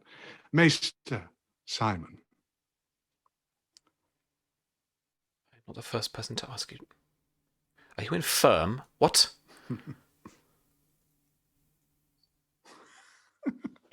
To some, I suppose I might be. But to you, my lord, I am a solution. Like he takes a step back at that point. See, I hold no daggers up my sleeves. See, I do not speak with some mad ramblings. I speak with authority. I speak in friendship. Afford me a week, 10 days at most. Less if you're in a hurry. And whose house do you serve?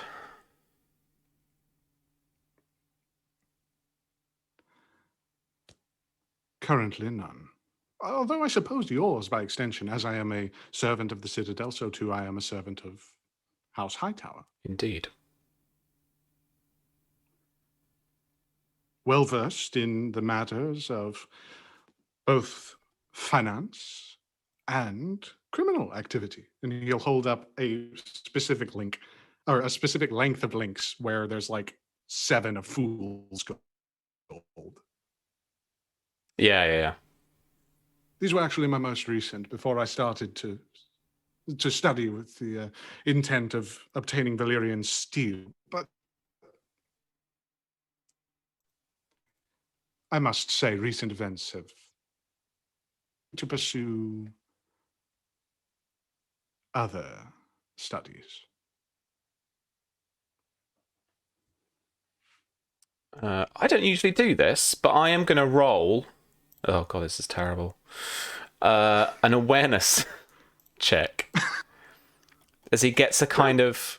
He tries to get a bit of a read on you as he looks you up and down just to try and figure out. With a 5, he's still a little skeptical, a little bit unclear about exactly what you're doing or able to do.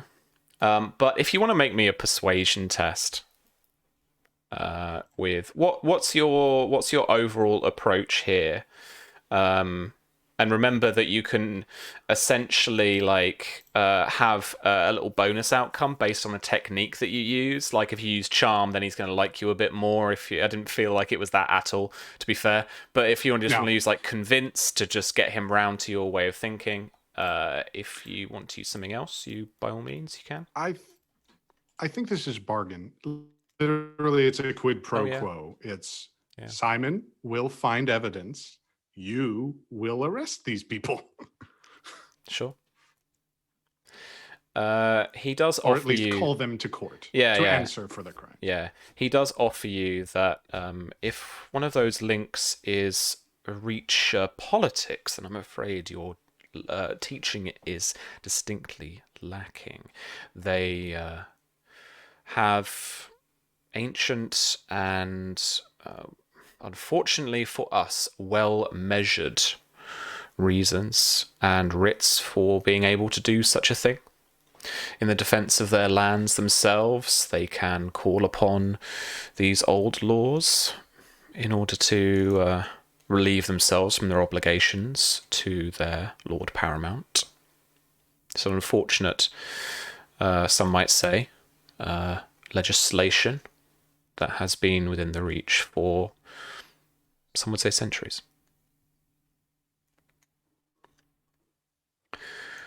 When the lords had to protect themselves against more petty kings, or... And was this...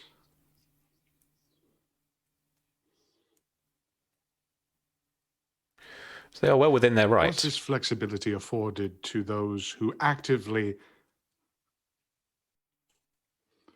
Was this flexibility afforded to those who actively go against their liege lord? In open or more subtle rebellion? The situation with the Tarly camp is much different, however, yes, and of course his lordship is doing what he can in his best judgment to try and solve the matter. No one wants another insurrection, not in as many years. There are still hurtful wounds among many houses for what happened several years ago, and we do not want a repeat of any of that.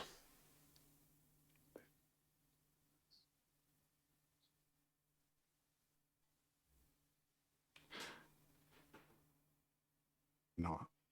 Certainly not. Especially those who congregate such forces. Certainly this is all a misunderstanding. Our liege lord operates beautifully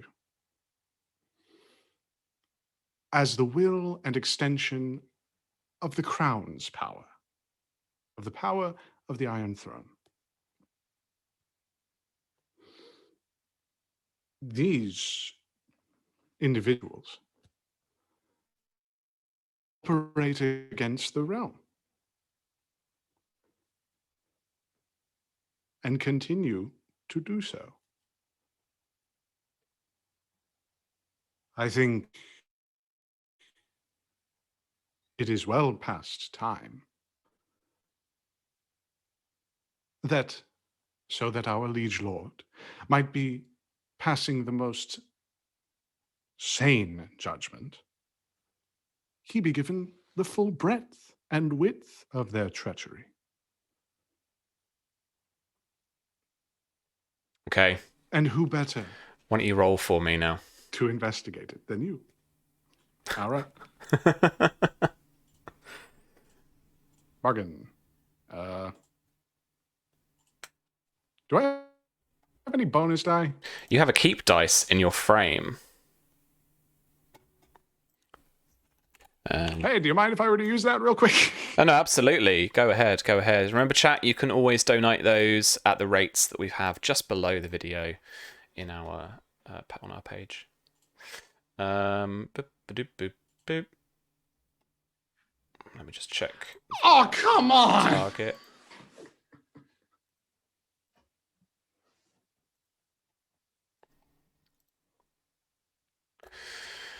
Okay. He will have to decline. These matters are not on your shoulders. This is the office of the Treasury and such. I need my advisors around me. Perhaps, should you want to accost a member of the small council in future, you maybe do so on better terms than this. Good today, Maester. And he turns to go.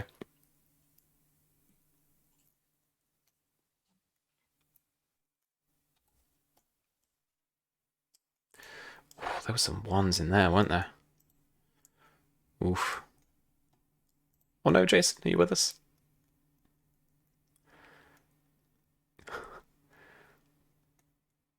Oh no. He's so unpersuasive, he stopped moving.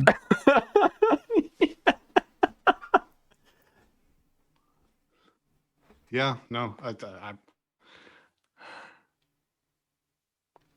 Okay, I think we missed that, he will buddy. just Because I think you. no, he'll no. Yeah, I've been on and off, but like I've just been like, do I tell him? Do I not tell him? Do I tell him? Do I not tell him? Yeah. Oh well. Sure, the Lord Costain will be more than happy for us to wait on our investigations. He turns, and he asks, "The Lord Costain is in this as well, somehow?"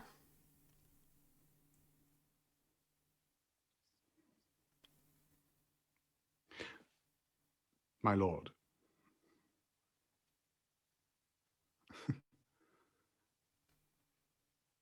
I would say he's probably at the center. Beside the Lord Peak, beside the Lord Oakheart.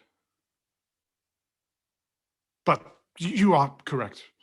This is not a matter for two men such as us to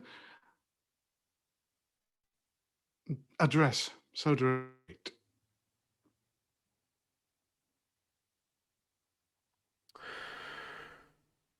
Very well. And he kind of eyes you skeptically one last time before opening the door and heading out back into the corridor, essentially. As that happens, Simon is going to take the heaviest, heftiest looking book from the shelf. Yeah. And immediately just start hitting the table with it. Like he's very dissatisfied with this outcome. Yeah. Yeah, man, fucking hell. The roll was not favorable. All right. But we've always got a different approach. Just got to work out the other tactics, maybe. Am I back? Hello. Yes. All right. I do want to get Samwell in as a POV before we go to the grand intrigue. So, Don, I wanted to check in and see if there were any other little bits, schemes, or things that you wanted to do before Lady Faye rocks into camp. Yeah, I think there is. He definitely would have tried to visit Lady Marcia. So I know Charlie's not here, but that he would have at least tried that at some point during those first couple of days after the trial, after the conversation with his father. I think he is going to spend more time in Hightower, or in Highgarden rather, and he is looking for potential sponsors, allies, merchants, lords who would like to join his host. And I would like to. So I need to find resources, right? I'm committed to finding resources, food, coin, right? How much, like, what kind of wealth investment do I need to scavenge up? Oh, I don't know. It's a little ambiguous right now.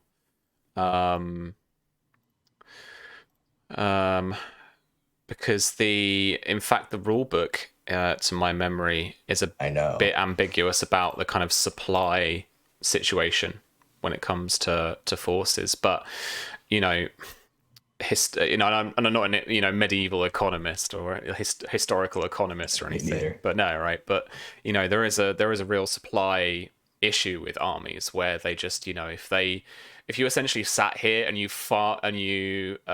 poached up all of the food that was around and then you just basically left it fairly barren, like, you can't stay there, you'll starve. Armies are like, they used to just be like always on the move, always then just consuming everything around them before marching on to the next little like province or whatever, right? So you have essentially got to grab enough supplies to get down to Old Town, right? So it's a few weeks, and if your approach is to talk to people individually, to talk to traders, traveling merchants, basically you're trying to find some kind of better camp followers to bring supplies along with you, then yeah, we can absolutely could make this like a rather than a streetwise check. This could be like knowledge-based, but using bargain as the specialty dice from Persuasion, because effectively you're still trying to look for these people, so you still need to be knowledgeable in who's who and where to find these people. But then your actual bargaining with these people is going to come into play, right? Okay. Do I have any dice in my window? You have a bonus dice in your window. Bonus die. Yeah. All right, I'll definitely use that. So here's what I want to do, because I've been banking up glory from winning tournaments and doing various things. I've also won a good deal of gold from winning multiple events in the tournament. And so he has some resources, right? And when he spends time in Highgarden, he's really schmoozing for the most part, merchants and small folk. He's promoting this idea that, he's created the largest celebration, a moving party that's going to move through the Reach, and people are invited, merchants are invited, small lords are invited. He wants everybody there. And he just won this big tournament. He defeated the Sword of the Morning. He defeated Prince Maekar, and he has the largest host right now. So he's trying to basically promote himself and use that promotion to win favor with merchants and small lords. And I'll make the roll too. Can I spend glory for this? Is this something glory could help with? Yeah, we could spend glory on this. In terms of, let me see what the Sword Chronicle thing says about it. A cheat sheet for glory. Yeah. Donating glory.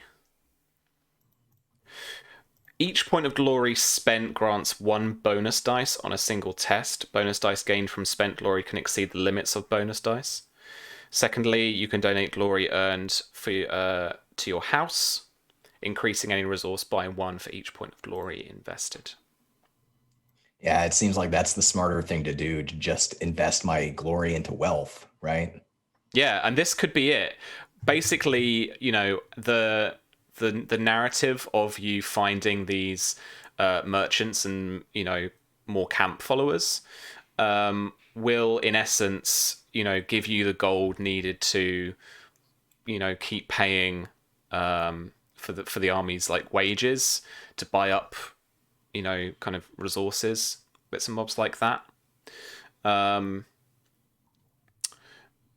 So yeah, you know, just invest them into wealth, but that's, you know, so we don't necessarily have to roll for it, I guess. It's the kind of mechanical way of resolving it. How much wealth? How much wealth should I invest? Up to you, really. Maybe I can say, and like I say, there aren't any kind of like supply rules as far as I know.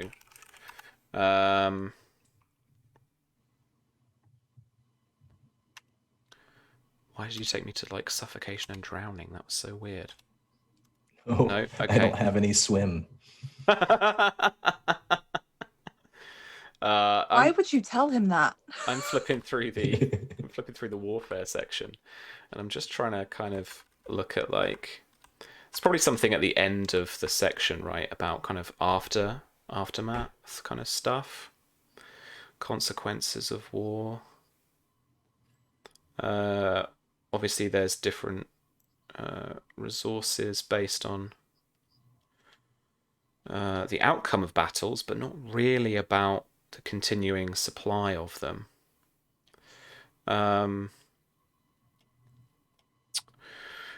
But let's think. What I would say probably is for you to have... I might look at this a little bit more in depth, actually, for what's coming up in terms of supply and stuff like that. I feel like these mechanics are going to become a little bit more at the forefront.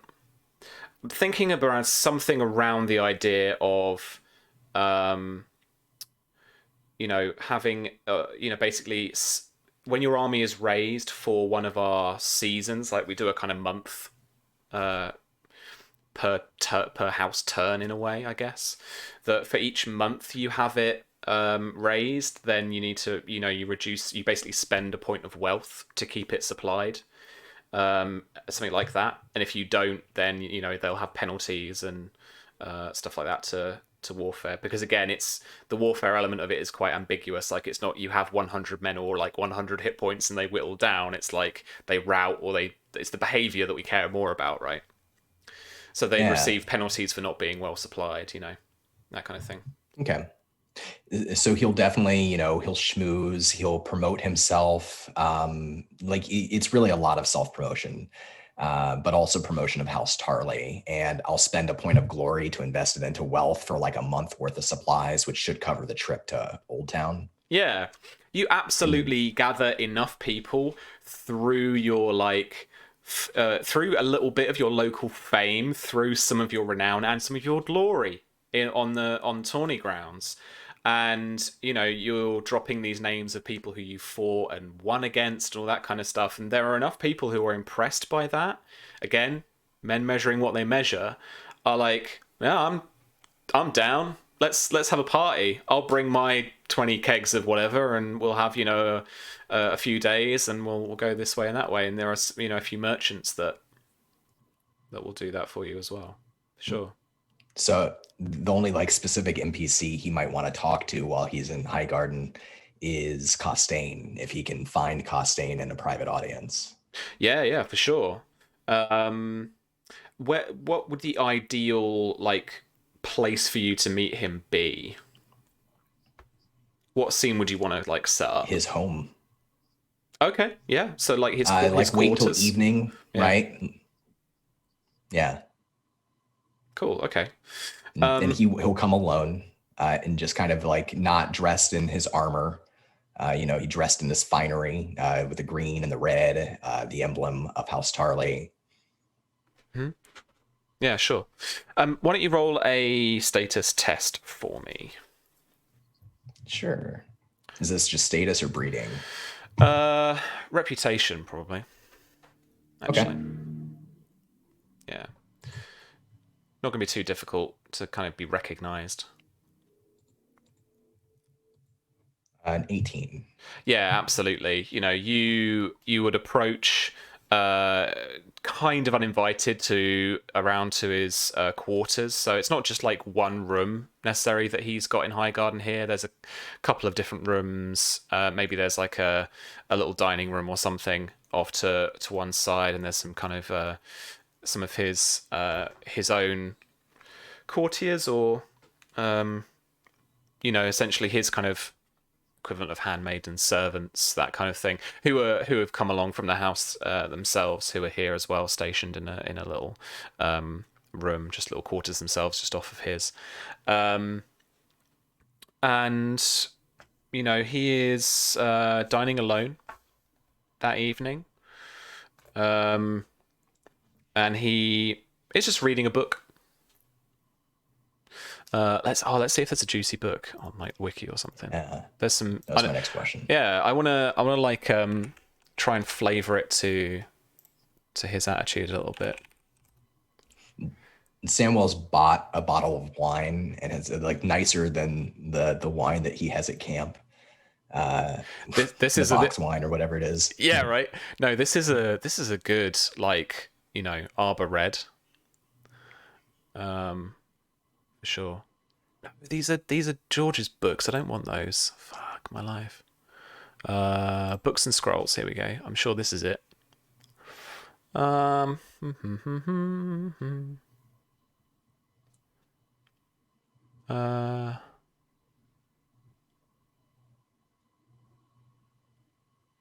What is this book?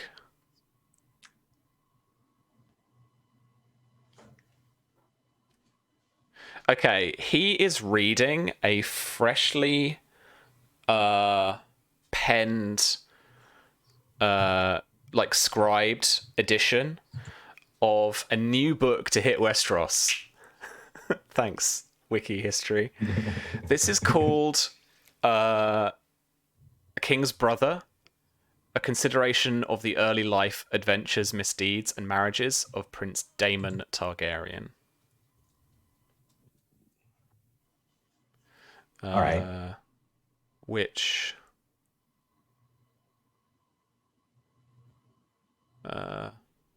is this about our Daemon? I'm not even sure. The reign of Viserys I, concerning the life of Daemon Targaryen. I think this is a different guy. Oh yeah, The first Daemon. This is the first Daemon who was in the Dance of Dragons. So this is before the Blackfyre Rebellion. This is a different Daemon. Thanks, George. But yeah, he's reading this book about the Dance of Dragons, which for most is still within living memory. If you're old enough, I think. The dance was a little while ago. Not too long ago. It was like 100 years or something, around 100 years, right? Oh shit, yeah, it was. So yeah. So if you really are old enough, then you might remember it. But yeah, so it's a little late history book. Okay. And Samwell comes in and sweeps his cloak, his cape back over his shoulder in a flourish, and holds up the bottle of Arbor Red and says, "My Lord Costain, I wanted to visit you before I had to leave." So Samuel, this is an unexpected surprise. He closes the book. He probably chucks a little leather bookmark in it, and he sets it down in front of him, and he stands. And he says, Any surprise company bringing wine is welcome in these quarters. And he grabs a pair of very exquisitely crafted glass goblets. Samuel smiles kind of sheepishly and says, "I'm afraid I forgot to purchase a corkscrew." Oh, no matter. And he just like gets a servant over who does the honors for you and begins to pour, like, you know, you and I might be at a fancy restaurant kind of thing. He lets you have the first sip to see if it's okay or if it's been corked. And he'll do the thing that you do when you're kind of a wine snob, you know, and you like swish it around and you smell it, you let it aerate a little bit, and he'll take the sip and, I have missed that. I have not been enjoying the wine at camp. Though No. the atmosphere has been fantastic. Yes, of course. And 'twere that she put a spell on him too. And he quotes a few more lines from the Mummer's tunes that have been kind of evolving in camp. And he kind of looks at you. Oh, I didn't realize that those songs from camp had made their way into Highgarden. Mm-hmm. Well, of course you do. Well, I hope I haven't come at a bad time, Lord Costain. I don't mean to take up any of your reading time or your leisure time, but I wanted to let you know the host will be moving on soon. I will be leading them away from Highgarden and down the road to Old Town. That is good to hear. I'm sure his lordship will be very happy with that. I hope so. What about you, Costain? My lord, will you be staying here, or would you like to join us? I might take you up on that, actually. I've been at Highgarden for some time now. It would be good to get back home to the shores of the Red Wine Straits.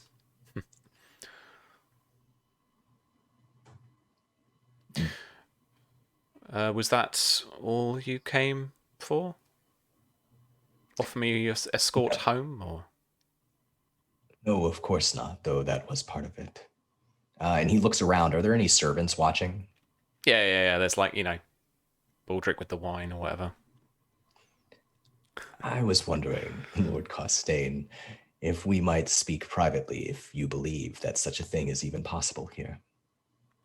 Anything you say within these walls, Sir Samwell, or at least anything you say out of the earshot of singers and mummers, is undoubtedly private.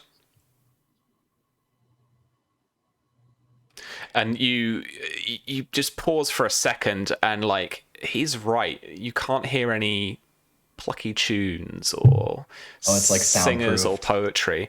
No, just the I don't know. These walls, probably, maybe, I don't know. Castle walls, they're echoey, but they're not. They're probably quite soundproof themselves, how thick they are. But no, it's just everywhere you go in Highgarden is fucking singers everywhere, every single corner. And yeah, it just becomes white noise after a while. Particularly, you know, this is the kind of court that's known for it. But yeah, uncharacteristically, out here where his quarters, you don't hear any of it. It's a nice little crisp silence. He drinks a little bit more of the wine. He says, "Well, I know that you're from the coast. I was wondering, while I am in Old Town, if you might be able to introduce me to any connections you might have to meaningful, influential groups across the sea." Who in particular are you looking for? Who do you think I'm looking for, my lord? I don't know. That's why I'm asking. I want to make an awareness check because I don't trust Costain but Samwell doesn't really have a reason not to. Okay. Can I make like an empathy check or something? I basically what I want to try to understand is what I tell Costain, like, is he a friend or do I need to worry about him double crossing me? Right? This is not going to go well.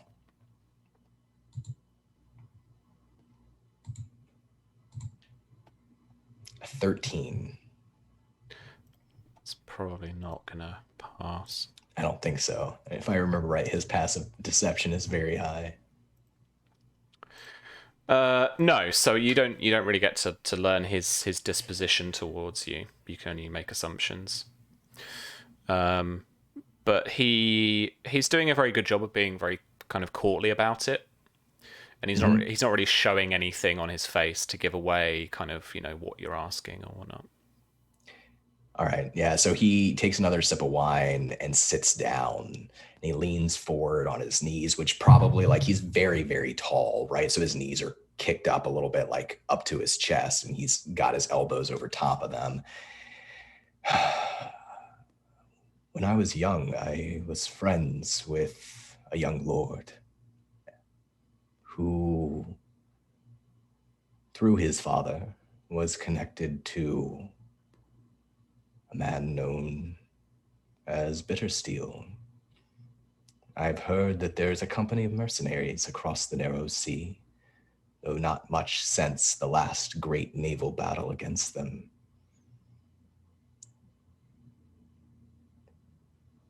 I would like to make contact with these mercenaries. And I'm wondering, my lord, if that is something you might be able to help me with.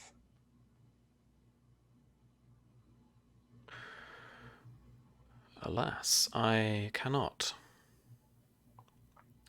Afraid I do not know. I know of this golden company that Bittersteel is supposedly forming, but I do not know of any of their officers. So I could understand why you going to Old Town would be perhaps the location to try and find them. There's many traders, many captains dock there and would perhaps have news from Tyrosh themselves, but no, I'm afraid my connections with Bittersteel ended as abruptly as everyone else's. Forgive me for asking, my lord, but do you have any desire to rekindle those connections? Of course not, Sir Samuel. To do so would be treason. Of course. Would you like to accompany me to Old Town? Old Town is on my way home, so yes, of course, I would glad to have company. I'm afraid that our wine will not impress you, my lord. But it is good company and good men. Sure, I can gather up some bottles for us, just for us, to keep us going on the way. Just don't tell any of the soldiers. Oh, no. What would they really know or appreciate of the wine that we bring anyway? Yeah, well, once they get a taste for it. At any rate, I should return, but I appreciate your company tonight. Please keep the wine, and do come join me at camp soon. We will be leaving within a few days, I've no doubt. Oh, very well. I will... And he looks over at his servant and just basically kind of says to you, but looking at him, that I will make orders to pack up our things and to head to you in a matter of maybe a couple of days. Very well. Good evening, Lord Costain. He stands up, he bows very nobly, and he turns to take his leave. And to you, he says as you head off. All right. I want to say like the look on Sam's face as he's stepping out so nobody can see him is probably just anxiety ridden, like just like twisted, like then he settles himself and he walks normally back down the hall. Yeah, absolutely. Nice. Okay. Faye, while this is your POV scene, effectively I reckon this is going to be everybody, because you're wanting to assemble Enzo, you're wanting to assemble Simon, and you are heading to the Tarly camp in order to negotiate parley with them about their position here at Highgarden. And I'm sure you want to talk about a few other things as well. So yeah, absolutely, let's do it. Sam, Yeah. Sam, before we go, there was just like a lot of little things that I wanted Enzo to do before we actually left. Yeah, sure thing. I don't need to tell you now because they're only quite little things, so I don't want to take up time. But I don't think we'll get to after this what I wanted to do, so I can always tell you afterwards. It depends, If you mate. If prefer. you want to just list them and we do some quick rolls if you had some stuff, or if you wanted it to be kind of a little bit more secret in terms of the stream and then we introduce it later, it's up to you. Yeah, I'll have it more secret because of the stream. All right. You can give some surprise. Cool. All right then. Yeah, so it's down to you, Millie, particularly, but also to the boys, Tom, Jason. What you like, how you wanted to frame this, like how you wanted to rock up.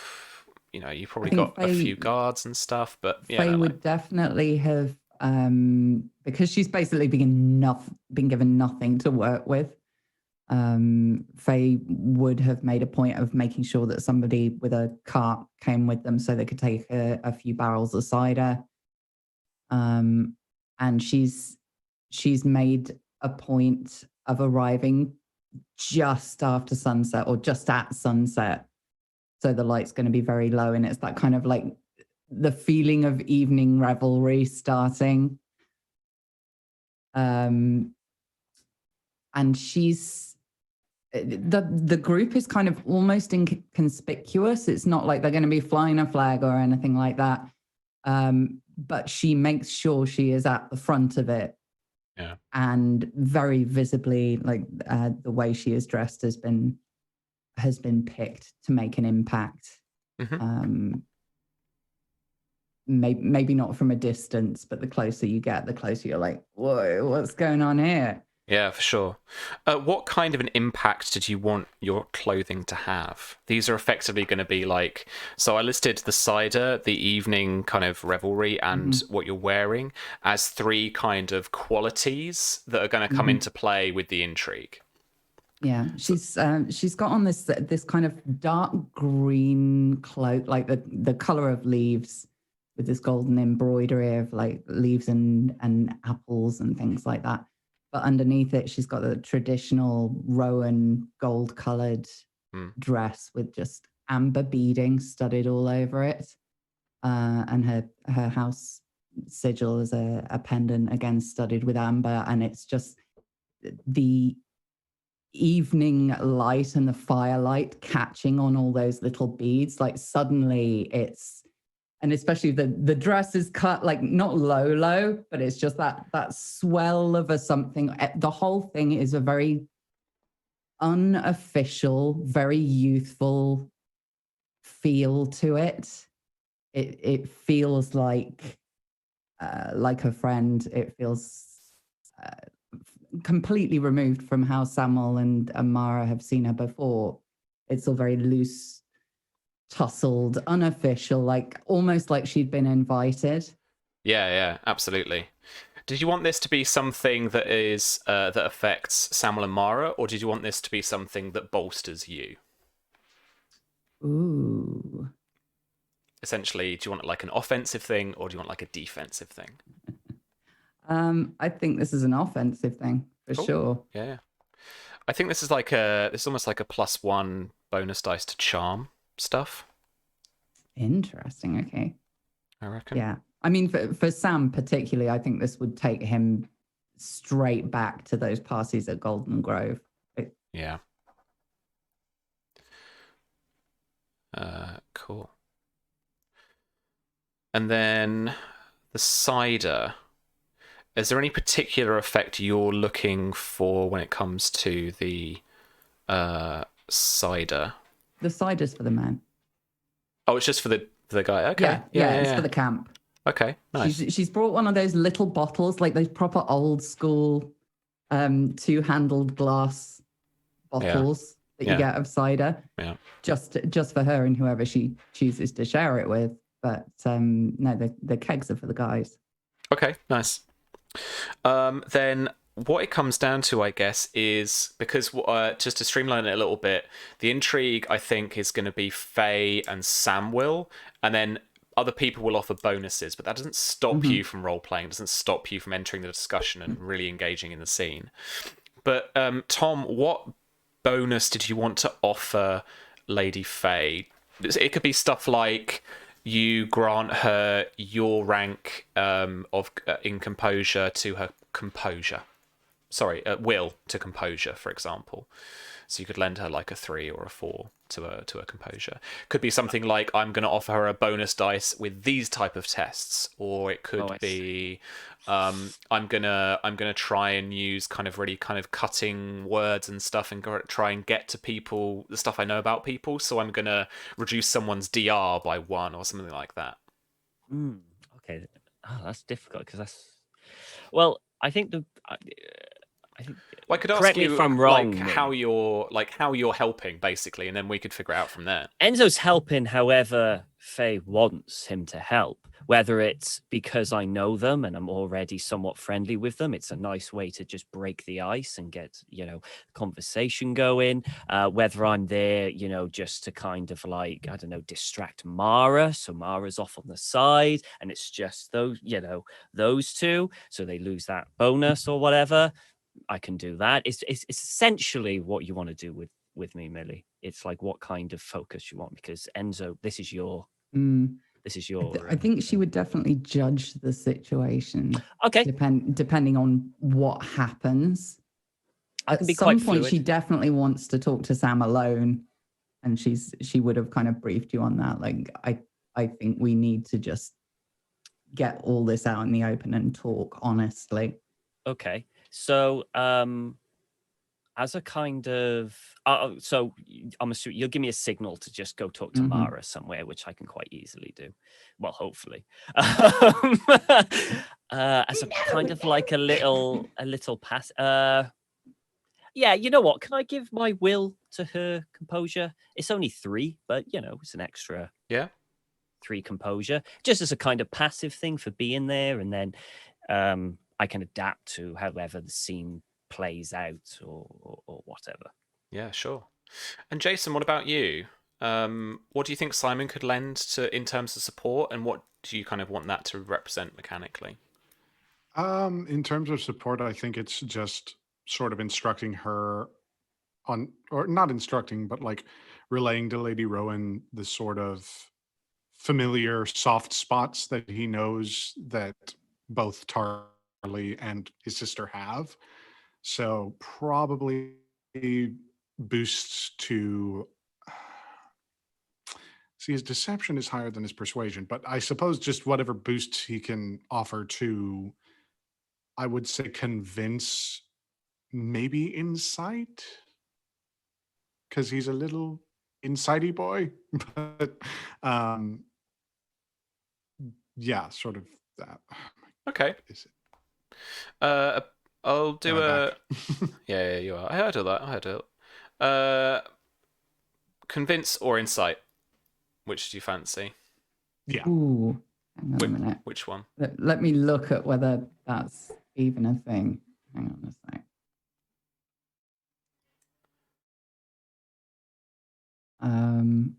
So you can only have your like main rank in bonus die, right? Yeah.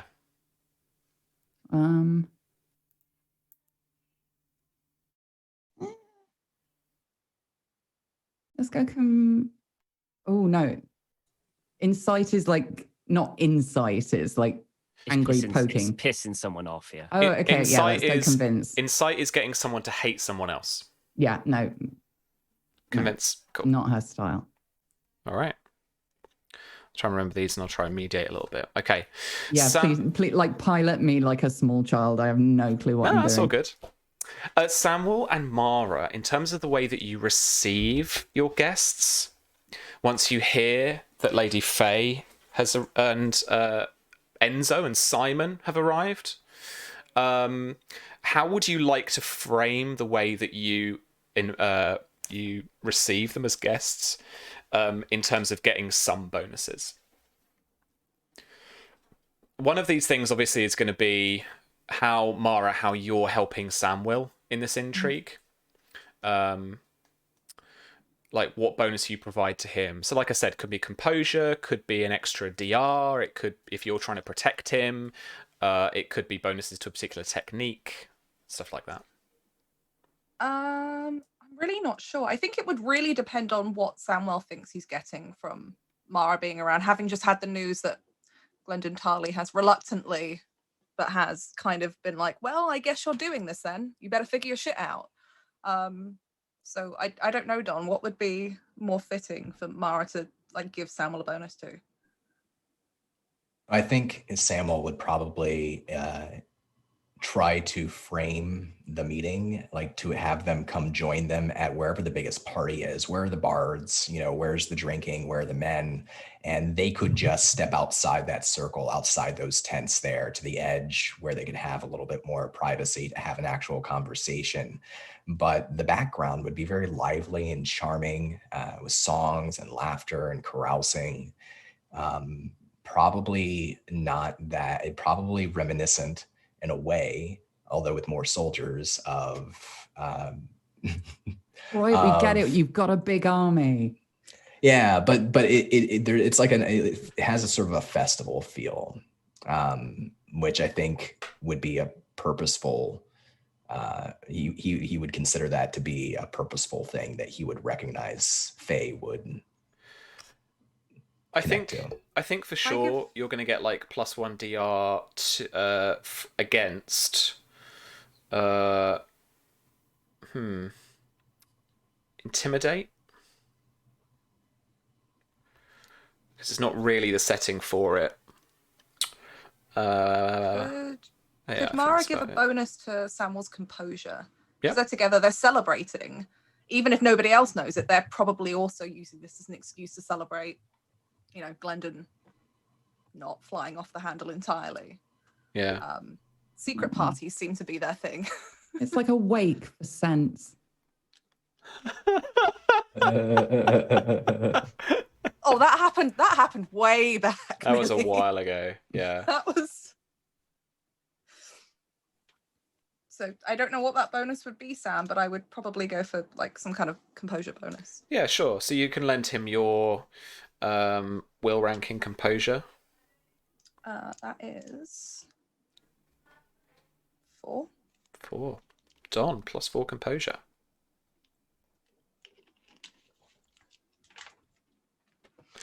So we've got the party, +1 DR to intimidate. Mara is +4 composure to you. One other thing that you're doing or that you're kind of setting up that would help you in any way that you want to do in particular? Yeah, I think he would find like outside of the camp, outside of the party area, like an apple tree. And he's pulled like a couple of boxes, crates over, you know, as sort of makeshift chairs. And he's wearing, I had this. What is he wearing today? Sam's wearing a sandy tunic embroidered with golden hunting hawks around the collar and sleeves, tight-fitting green slacks and heavy boots. His golden hair is tied up into a ponytail and pinned to the back of his head. He's got dirt smudges, like he's been wrestling at some point on his face and probably on his tunic too. And he would try to position himself like sitting down on a crate, just like carving an apple, taking a bite, waiting casually. Just being really cash about it. Super cash. I feel like that's their thing in camp. Like Mara takes her lead from Samuel. If Samuel dresses up, she does. But if he's casual, she is also that same kind of very like leather-based top stuff and like easy dresses and things. On Wednesday we wear beige. Not beige. It's all definitely embroidered with the kind of like the vine leaves that her and Sam will both have slowly started to decorate their wardrobe with, but it's still fairly simple compared to the ridiculous stuff she used to wear at court. Fucking nobles, right? Millie, how do you feel that would affect Faye in any way? The apple eating would make her burst out laughing the second she saw it, for sure. I mean, she's kind of rock up there with a very kind of like happy attitude and be like gesturing to the men and telling them that this is for you. She's not even waiting for permission. It's just like, there you go. Yeah, all right. But the second she sees Sam eating an apple, I mean, is this happening while she's still on her horse? Like she rocks up and he's just there like casually leaning against the wall. That's right. Yeah. Errol Flynn Robin Hood style. Oh, in that case, she's just going to burst out laughing and reach into her saddlebag and pull out a Golden Grove apple. Okay. I thought you might miss the best. All right. Catch the apple. I'm gonna give a -1 DR. So you'll have like you'll do more kind of piercing-y style composure damage, Don, to phase any DR against you with charm. I think it's friendly stuff, right? I'm just gonna write apples. There we go. Okay. Yeah, so that's an apple off. Yeah. So that is the scene we find ourselves at. You're, around this campfire. There are mummers and singers all around. As soon as you arrive, I think they start singing an old tune about Golden Grove. But it's a bawdy tune rather than like, the tunes about the founding of the house and all that kind of stuff. Mm-hmm. So I would like then Faye and Samuel to roll their intrigue initiative, please. So that is your status breeding. Okay. I get +2 to the result. Yeah.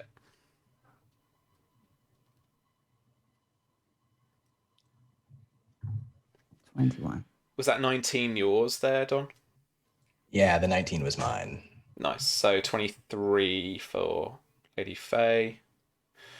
Do you know Lady Faye's status, Don? I mean, I guess that's a question. He's pretty familiar with her and he knows her position at court. Yeah, I'm trying to work out whether it's maybe more mechanical in nature or not. Let me just check her.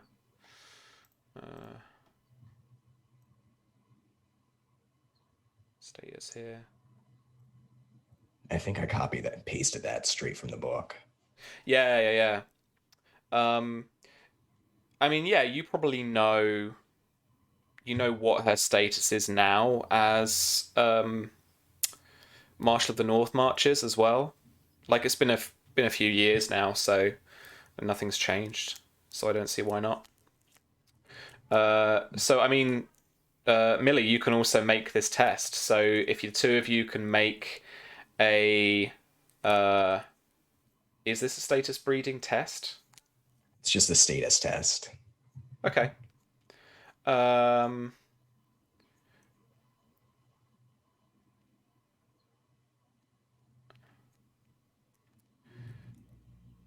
Okay. Yeah. Roll breeding, because this is from the specialty. This is like a special action the specialty can do. If you've got ranks in breeding, Millie, then yes, you can make this test. So yeah, you can. Yeah. +2 to this again. 18. 17.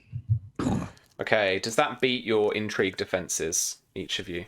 I don't know. Oh, it tell me definitely beats how to mine. figure that out because I haven't got my. So on the other on the intrigue and combat tab, you'll have these things. So on the left hand side column there, you've got intrigue. So your defense there, and then your composure there in the blue number.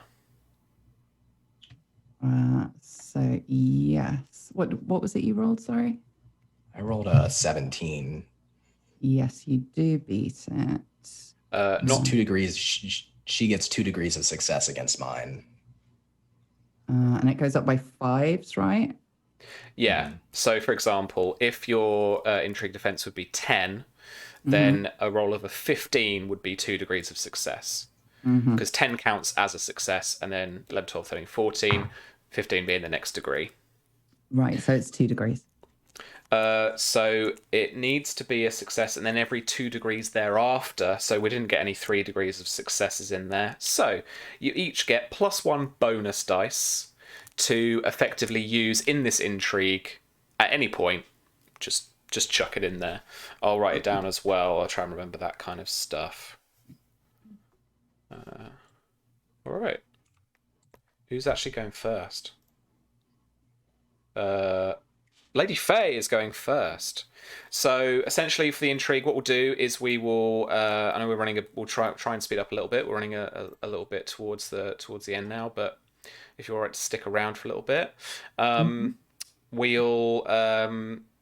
If what you do is essentially come in, think of what your objective is. It's very actory, isn't it? Think of your objective for the scene. And then each round will have the exchange, which is basically the good talky bit, good lots of role-playing-y bit. And then what I'll ask you to do is pick what action you want to do. And if you've got the cheat sheet open, they're up there. There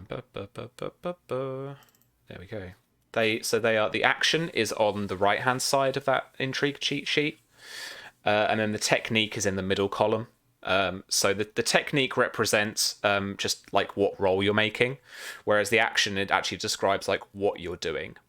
And there are more actions than just like trying to knock their composure down, like trying to deal them damage. You could do all that kind of cool stuff like fast talking to try and, confuse them a bit. You can try and manipulate them to use certain techniques against you.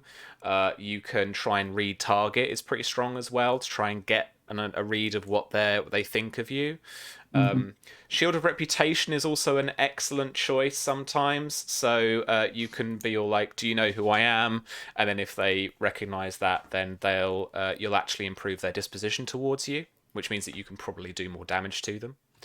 That kind of thing. There are a couple of options that might come up if you guys feel it's appropriate towards the end of a round, where you can yield. So essentially, if you kind of agree, if you're both kind of agreeing and you're coming to a compromise, you can yield, and then that's not a loss on your part, but essentially you both go away partly, with a compromised outcome, basically. It's a bit like in combat. If you decide to yield, you can decide the consequence of your own defeat. So it's a little bit like that. So they'll get a bit of their objective on you, but you can also say, well, okay, but I'll do that, but here's my compromise, that kind of thing. And then depending on the defeat, we can go over that stuff as we need to. Okay, please help me keep track of the numbers because it's late and my brain has gone to sleep. Yeah, no worries. I'll keep an eye. Thank you. That's all right. I'll track it on. I'll just let me note this down. I'll track it on my little thing because the character sheet view is shared. It's not just mine.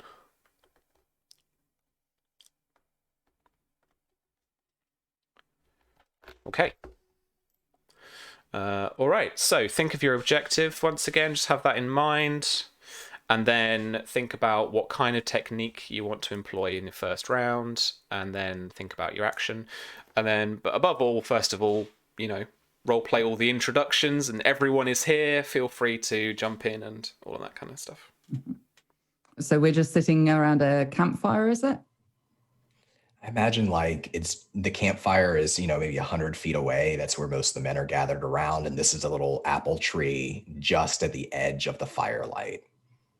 Mm-hmm. There's a number of crates that have been pulled around the apple tree, and Samuel catches the golden apple that you throw at him, and he gestures broadly to Simon and Enzo and Lady Rowan, and he says, "This is an unexpected surprise. Please come, my friends, sit down, enjoy yourselves."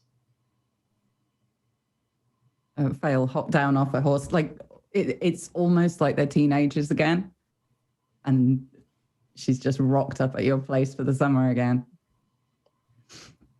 Sits herself down and has a look around. This is all very impressive. Must admit, I'm surprised. I thought, well, I'd heard you were pushed for money. Well, recently we have had some good fortune. The tournament, I'm sure you've heard about, and a few yes. other things have gone our way.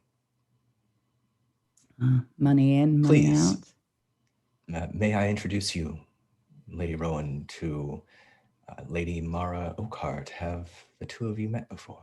Oh, we've met. He flashes a smile over to Mara. Lady Rowan served on Alistair's trial panel. Oh, yes, that's right. And try not to think about that too much. I think we all do. And she smiles very genuinely at Lady Rowan. Yes. She is still very grateful that she took up that post. Yes, it's much better, isn't it? So much easier not to feel guilty when the results and consequences of your actions aren't staring you in the face every day. And look at her very pointedly. No, unfortunately, I have to stare at the consequences of somebody else's actions that I had no control over. However, I hear that you have brought cider, and we have some, admittedly, poor wine. We could talk about old wounds, or we could drink. I find that sort of thing is rarely a solution, more a celebration at the end of the talking. I believe it's called delayed gratification. And Samuel very slowly begins shaving the golden apple with his knife, just kind of whittling it very, very slowly. He's looking up to Simon and Enzo too. I'm just curious as to what they're doing, what they're like. Go on, Simon. You can go first if you would like. Absolutely nothing. He's just staring back. It's pretty much that's totally Simon. Enzo's not going to wait to the end of the conversation to have a drink. He's already got off the horse. He's already to the keg, and he's already pouring himself a drink. He's probably going to pour one for Mara as well. And I think he's probably, he's going to go over to Mara and hand her some cider and kind of just be around that area and just enjoy and have a look around. And Mara will happily, she's always happy for somebody to hand her a goblet of something alcoholic. So she will take it and she will talk to Enzo, but she never turns, she keeps herself still turned toward Samuel and Lady Rowan. She doesn't quite yet get distracted by Enzo entirely. I think there's a bit of her that, like, as Enzo's talking to her, she's watching Samuel peel this apple. Hopefully, like, there's a bit of her that's hoping he's going to offer her a piece of it as he's sitting there, like, cutting slices off, and she's just waiting expectantly. She's trying to make a point, and she doesn't know if she's going to get that across in the situation she's in. I'll roll awareness. She feels awkward. Like, her brother's there. She hasn't really spoken to him. Yeah, I think Samuel will catch that look and just kind of like forgetting that probably he should have already done this, trying not to be too awkward about it. He's, here, and cuts off a little bit of the apple and he hands it over to Mara. She'll smile at him and take it and thank him and take a bite. These are really lovely apples. It is true what they say. Thank you. Samuel always enjoyed them whenever he visited. I'm sure. He grew quite fond of them generally, I believe. It is so good Yes, of I you to bring did. us up. I'm sorry, and Simon, good to see you as well. My lady, to what can I owe the pleasure of you and Enzo and Simon being here tonight? As ever, politics. Oh, But our last few meetings were somewhat more formal than I would like. And, well, I thought it best to renew old acquaintances in a slightly more gentle manner. I appreciate that. I don't care much for the court, but I do like being here with the people. You shock I'm me. glad. How so? I'm joking. Oh, well, I've never been the sharpest, and he shaves another piece of apple off. We did miss you around Golden Grove. How is Horn Hell? Oh, it's the same as ever. I suppose you might have learned that if you'd written.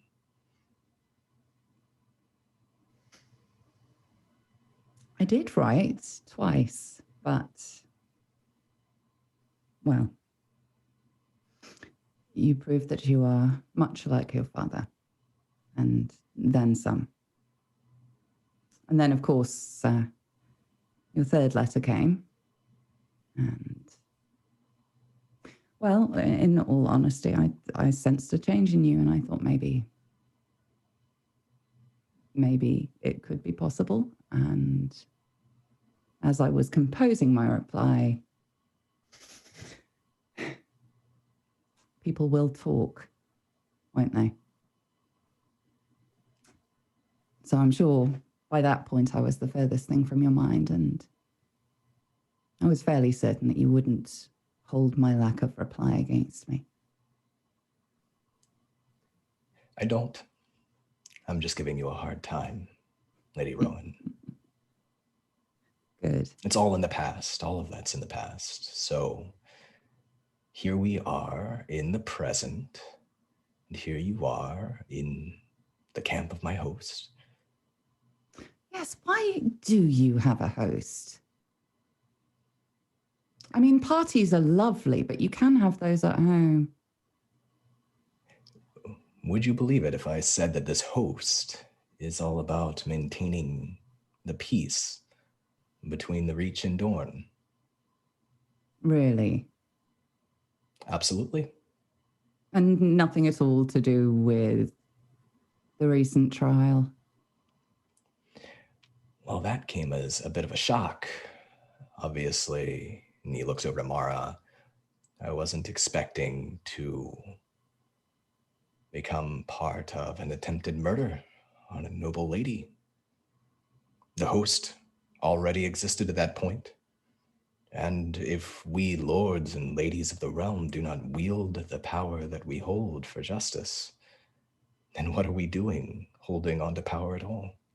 Those are very pretty words for somebody who's just completely discounted the results of a just trial. I maintain that the trial itself was just. The results, well, in the eyes of the Sept, they are just as well. But the trial was necessary, important. And it happened in no small part because of this host. You do realize what the council will have to do if you remain. Not simply here. You know what position you're putting me in. I had hoped you had grown to be more wise than your father.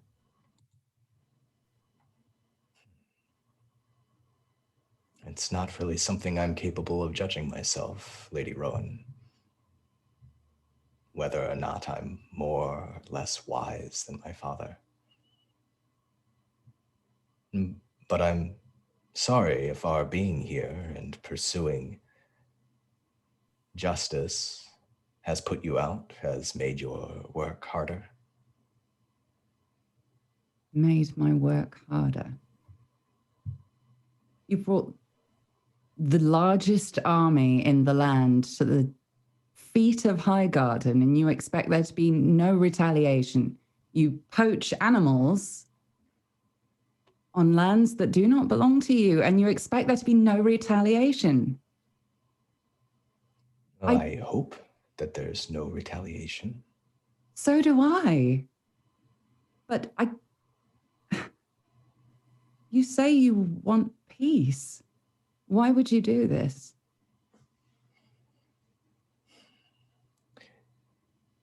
I don't believe that the direction that the Reach is heading, the Lords have taken it, can maintain the peace between the Reach and Dorne. You're dabbling in politics now. Really? I have to. For better or for worse, I have to. As what, head of your house? I should imagine you have a few years before that, no? I would like to be experienced by the time I am responsible.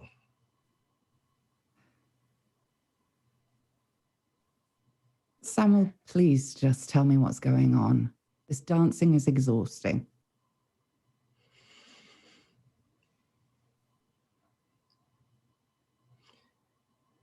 I don't believe that justice has been done in the Reach for a long time.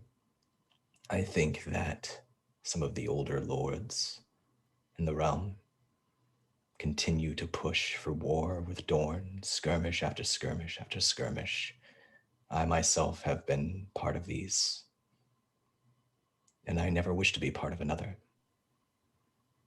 So what I am doing now is leveraging the small power that I have as the son of a lord of a house to encourage change in a more just Reach. And if that causes a few old lords to get their tunics ruffled, I don't care. You haven't changed then? I've gotten bigger.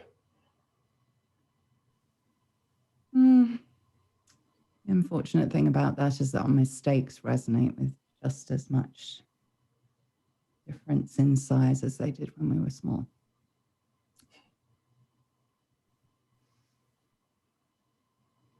Forgive me, Samuel, does the lords that you would wish to ruffle, does your father include in that? Because forgive me if I'm mistaken, but the host was already active before that you joined it, and it came in the direction of Dawn. So it would seem that perhaps your father is a little, well, maybe doesn't see eye to eye with you. Is that correct? I think my father, Enzo, is more open-minded than most people give him credit for. Oh. Open-minded how? Perhaps willing to let go of old grudges. Well, that host coming from Dawn did not seem to back that up. There was no raid in Dorne. There were no attacks in Dorne. That is true. That is true. And we are thankful for that. We just hope that marching an entire host into Dornish lands was not enough provocation to annoy the Dornish lords. I hope that as well. Well, me too. And to keep future hosts out of Dorne. Unless they are hosting parties. Well, if we're invited. He takes a big old bite from the apple. He's going for another drink. He's going for another one for Mara as well. Faye'll take a sip of the cider and hold it out to Samuel. He'll have a sip. Just a sip, though. He's actually very sober right now. Yeah, same. You realize the position that this puts me in, though. I might be a little slow, my lady. What position does it put you in? I'm not just Lady of Golden Grove anymore. I'm Marshal of the North Marches. I'm an entrusted advisor of Lord Leo, and what you have just told me.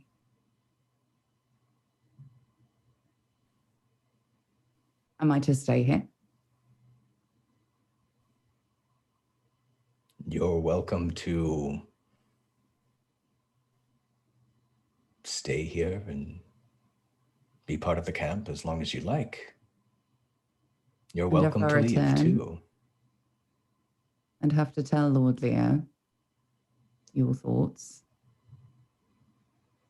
Please tell Lord Leo that if he is true in what he says, that he seeks peace in the Reach, then we're friends as far as I'm considered. What fault do you see with what I've told you? What fault would they see? I see no fault in what you have told me, but I see fault in your perception of what you're doing. There is only so far you can sidestep the responsibility for your actions. And while you may see it as a lovely, moving party, you know it isn't. You are flexing your muscles for all the land to see, and you expect nobody to want to build their own. Sooner or later, somebody will punch back. And I hadn't had you pegged for a bully, but that is what this appears to be.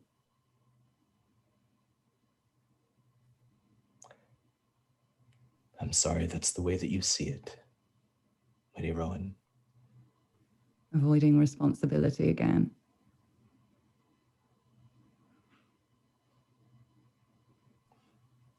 Doing what I think is right.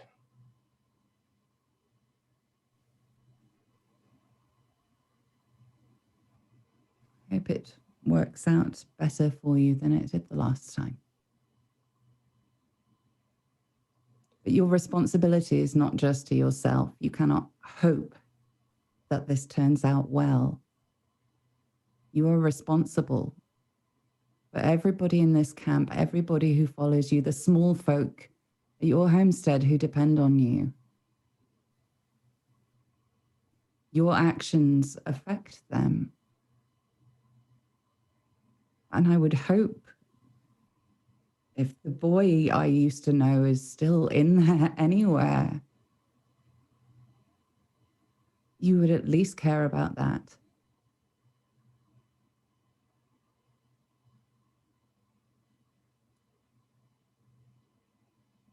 I do care about the men, the women in the camp, the small folk and the nobles, and the small folk, most of all.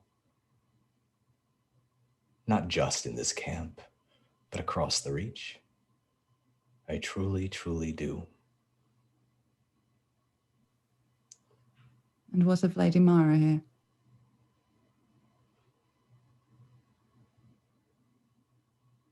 I'm not sure what you mean, my lady. Well, tongues ever wag. Such is life at court. Such is life everywhere. And I shouldn't have thought if you want the best for this young lady, you would allow them to wag the way that they have been. I could leave any time that I wanted to, if I wanted to, but I don't. It pleases me to be here. Two fools together, then. That is how you see it, I suppose.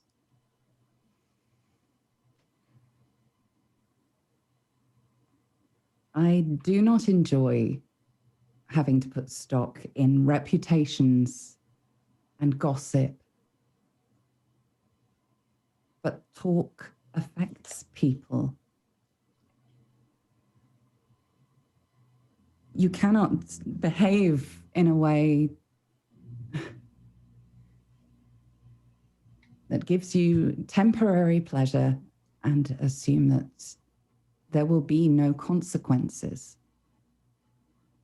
People are already bearing the consequences of your decisions so far. I'm bearing the consequences of your decisions, Samwell.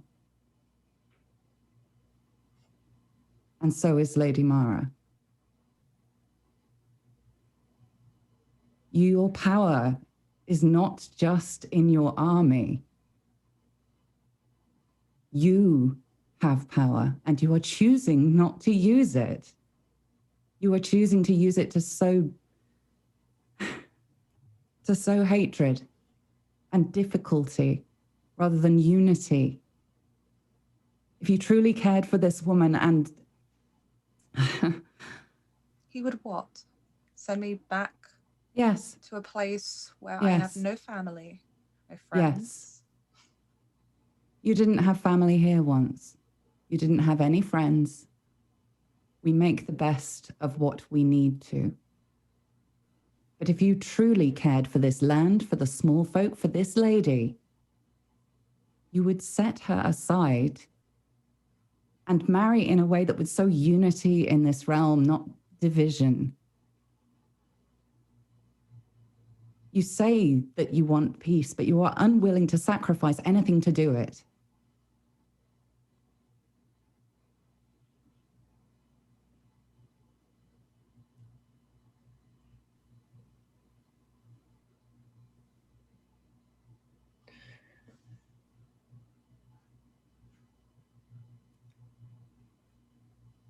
Is this what you came here to say, Lady Rowan? Is this your true purpose for being here? Officially, yes.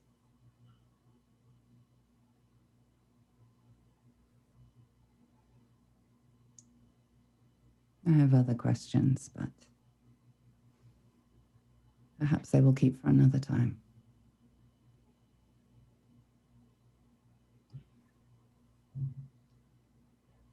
Lady Mara can speak for herself. Clearly. She's not my property. I should think not. You forget I met this young woman before all of this began. She impressed me then. And I disappoint you now. Absolutely. If only because I can see somebody taking the most destructive path to ruining as many people's lives for her own pleasure as she can. It must be wonderful to live so freely and with so few cares. Sorry that you see it that way. You two are made for each other. So the rumors say.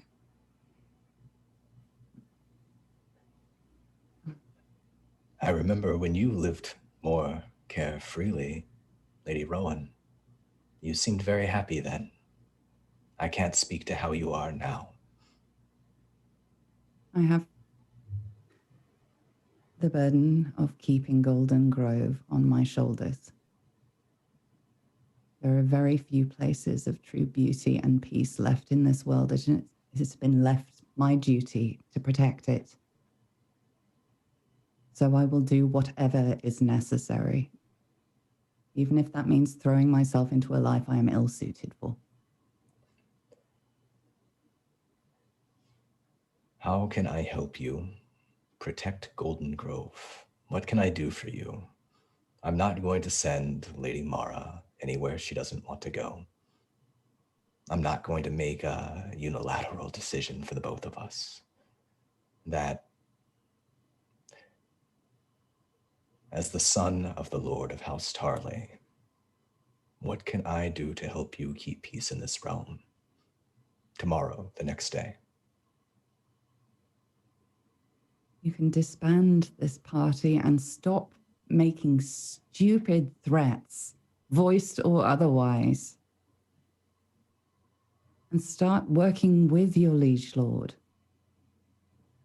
You may think him a fool, but he is ruled by a council. And granted, many past leaders have not needed such regular advice, but in that lies strength.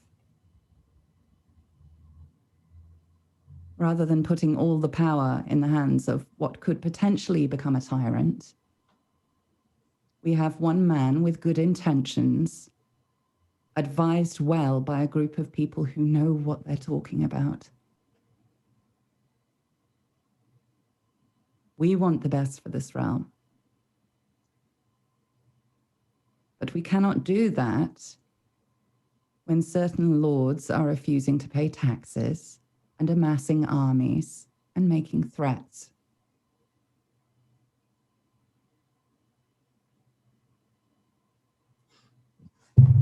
Perhaps, Lady Rowan, it's because of your high position and the power that you found yourself in, your influence in the court. But it's very easy to sit at the top of Highgarden and speak of noble ideas with noble intentions, to have a council and try to do our best to make the Reach safe. But I can tell you, for the houses that have suffered in the past generation, for the small folk who have suffered, they don't see it the same way. Why should House Tarly not fight, not with arms, not with bloodshed, but with what it has, its heart, its men, for what it thinks the Reach should be? Why have they suffered? The houses that have suffered, why? Because they went against...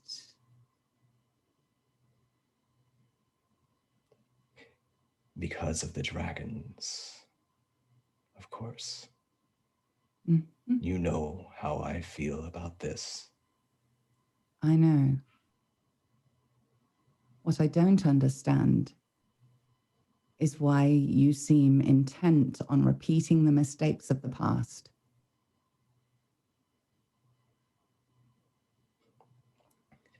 I don't intend to. I'm sorry if that's the impression you're given. It is. And I am absolutely not the only one. You cannot do the things you are doing without consequences.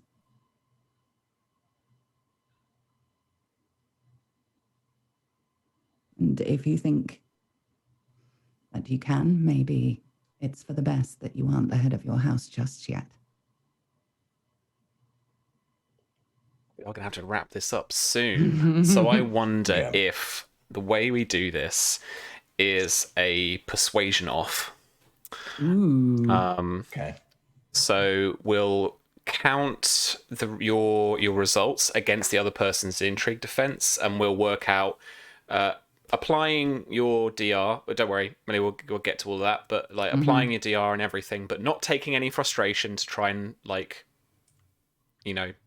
dodge the damage. We'll see how who's got the most damage at the end of the day, basically. Okay, so this is a persuasion So test. it will be a persuasion test with whichever technique you want to, whichever specialty you want to actually, use, whichever technique you think you're using. It's been a lot of convince from her. I think this is probably the way that you're playing it, right? Yeah. Enzo, what is your persuasion rank? My persuasion rank is 4. So you can offer, I'm going to say you can offer 2 bonus dice. I shall do that. To Lady Faye. And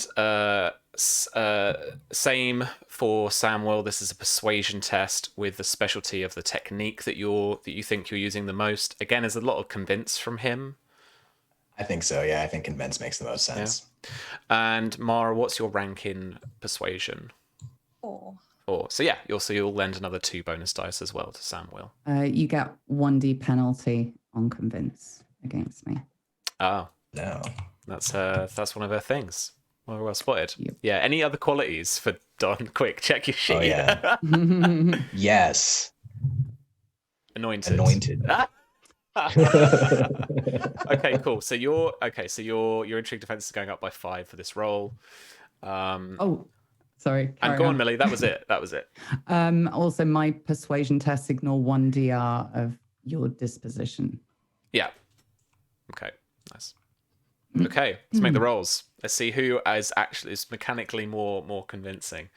And then you got to be open to changing your characters' minds off this for sure. Like, okay, so I've got +2 because of Enzo, right? And it would be bad of me to not say that, Millie, you have, I think someone gifted you in like the first episode you were in, 2 extra dice that you can keep, 2 test dice. I'm just trying to see if I actually can use them. In your little frame. You can, yeah. They're not bonus dice. Tests. They're proper dice. Full test dice. You can keep them at the end. Do I just blow this all now? I mean, that could be fun. I'm genuinely scared how many dice she's going to roll now. I genuinely am terrified. I honestly am going to have to figure it out on the fly because my brain's not doing numbers right now. So it's a persuasion convince. Yep. I'm getting 2 bonus because of Enzo. Yep. I'm just double checking. Okay, I think it's that. Oh,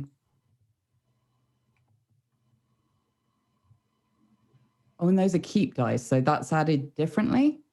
Yeah. Basically, just temporarily on your character sheet, you just bump up your persuasion rank to, like... Oh, I see. Okay. To a couple more, to 1 or 2 more, depending on what you want to, like, spend. Do I blow it now? No, I don't think I do. I'll just do 1. Let's see what happens. Okay. So just bump your persuasion up by 1 just now, and then we'll make the test, and then bump it back down again. That's the easiest way to do it. 2 bonus dice, and I get a +2 on convinced tests. Okay. So 21. Okay, 21. Be 2 degrees of success. Okay. So you'll do 2 times your will rank in damage, Millie. 10. Okay. So it'll be 10 minus your DR, but your DR will be reduced by 1 due to phase quality. Don, was that your roll of 14 there? My roll's a 14 with the dice, because I lose a die, right? From her quality as well, yeah. Yeah. From so it's a 14. Quality she's got. So, Millie, a 14 against your intrigue defense. Hang on. That's all right. That is 1 degree of success. Okay. Yes, I'm doing that right? Yeah. Sorry, this is all very new to me. Yeah, no, it's perfect. Perfectly done.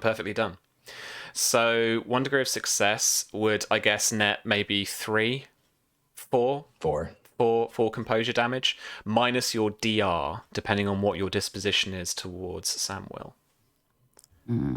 So it'd be 4 minus, if it was friendly, then -2. If it was affectionate, it'd be -1. It's on the cheat sheet as well for you if you need it. So sorry, say that again. So he's dealing 4 composure damage to you, which is less than you dealt to him anyway. So I think you've effectively won this. Yeah, she's definitely won. Yeah. Yeah. But when you take that damage, you reduce it by the DR number based on your disposition. It's like a little bit of armor that just stops some of the damage. So obviously you have less of a kind of front. You're less defended against people that you love, and you're very defensive against people you hate. Yeah. All right. So with that win for Lady Faye, Millie, what is your objective for Samwell? What do you actually want him to do? And you can describe it in a kind of meta way if you want as well. Well, the conversation was about 2 separate things, right? So do I have to pick one of those things? Yeah, I'm kind of. Folks know I can be a little harsh with stuff like this, but yeah, you got to pick something. It would absolutely be about stopping causing trouble and just work with Lord Leo. So work with Lord Leo. Okay. Yeah. Okay. So it's kind of Stop. like work Like, within the system that's already Yeah. there. Work with the system. Stop amassing a great big party and waving your dick around, and just be a good boy. Basically, heal. Okay, so this could manifest in you capitulating to something that Lord Tyrell demands or asks of you, or something like that. But we have some options. We still have options for you, Don. So you've been defeated. You can accept it, and you can obey, and you can suffer the consequence of the last technique on you, and you must fulfill the objective of the character who holds the most influence over you. Or you can take stress, which I'm sure you're going to do, where instead of obeying, you decide to deny yourself the social needs that are being pressed upon you. And, Ladies Faye's words are landing. Like, this is like reality is kind of coming down on you a little bit. So if you turn your back on those social needs and those instincts, you can ignore her objective over you.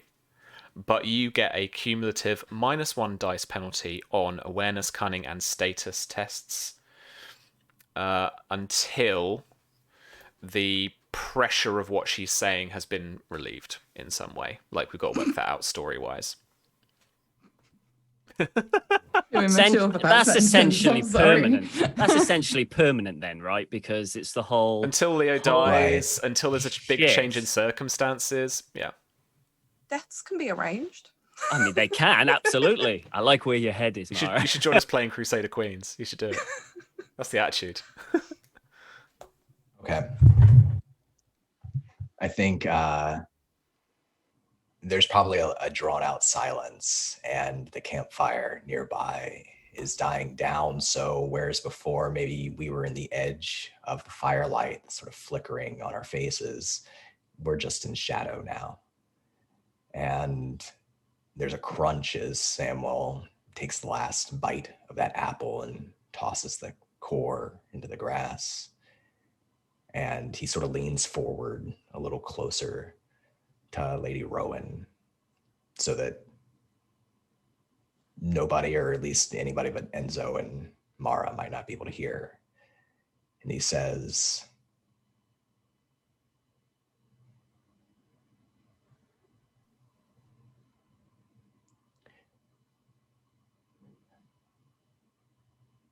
I'll do what I can to disband the host for now,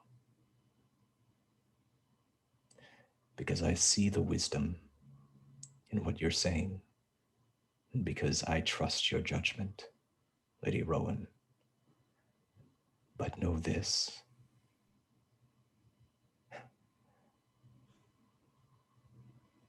if this action leads to those I care about being hurt because we are vulnerable,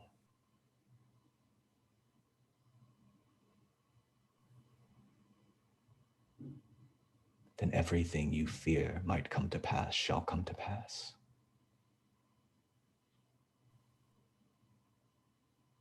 I know.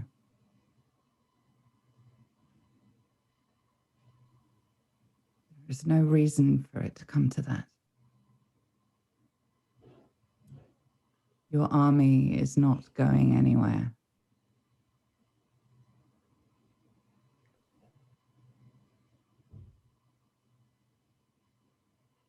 I wish I had as much faith in the Lords of the Reach as you do, my lady. I don't have faith in any one person, any group of people. But better decisions are made in groups than they are just by one person. If we're to protect what we love, decisions must be sound, and we have to put ourselves second occasionally. I'm sorry. For what it's worth. need to apologize. I'm glad that you came. Thank you for the cider and the apple and the advice. And thank you for the welcome. I have some other matters to speak with you about, but another day perhaps. I imagine we'll be here for another day or two. I'm glad. Rest well, and I wish our first conversation didn't have to be like this. Yes, me too. Excuse me, my lady. And he stands up. Enzo, will you be traveling home soon? There are a few things that I need to do in High Garden.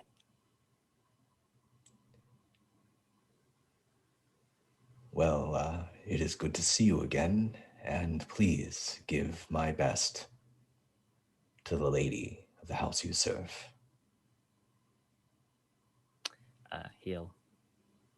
I shall.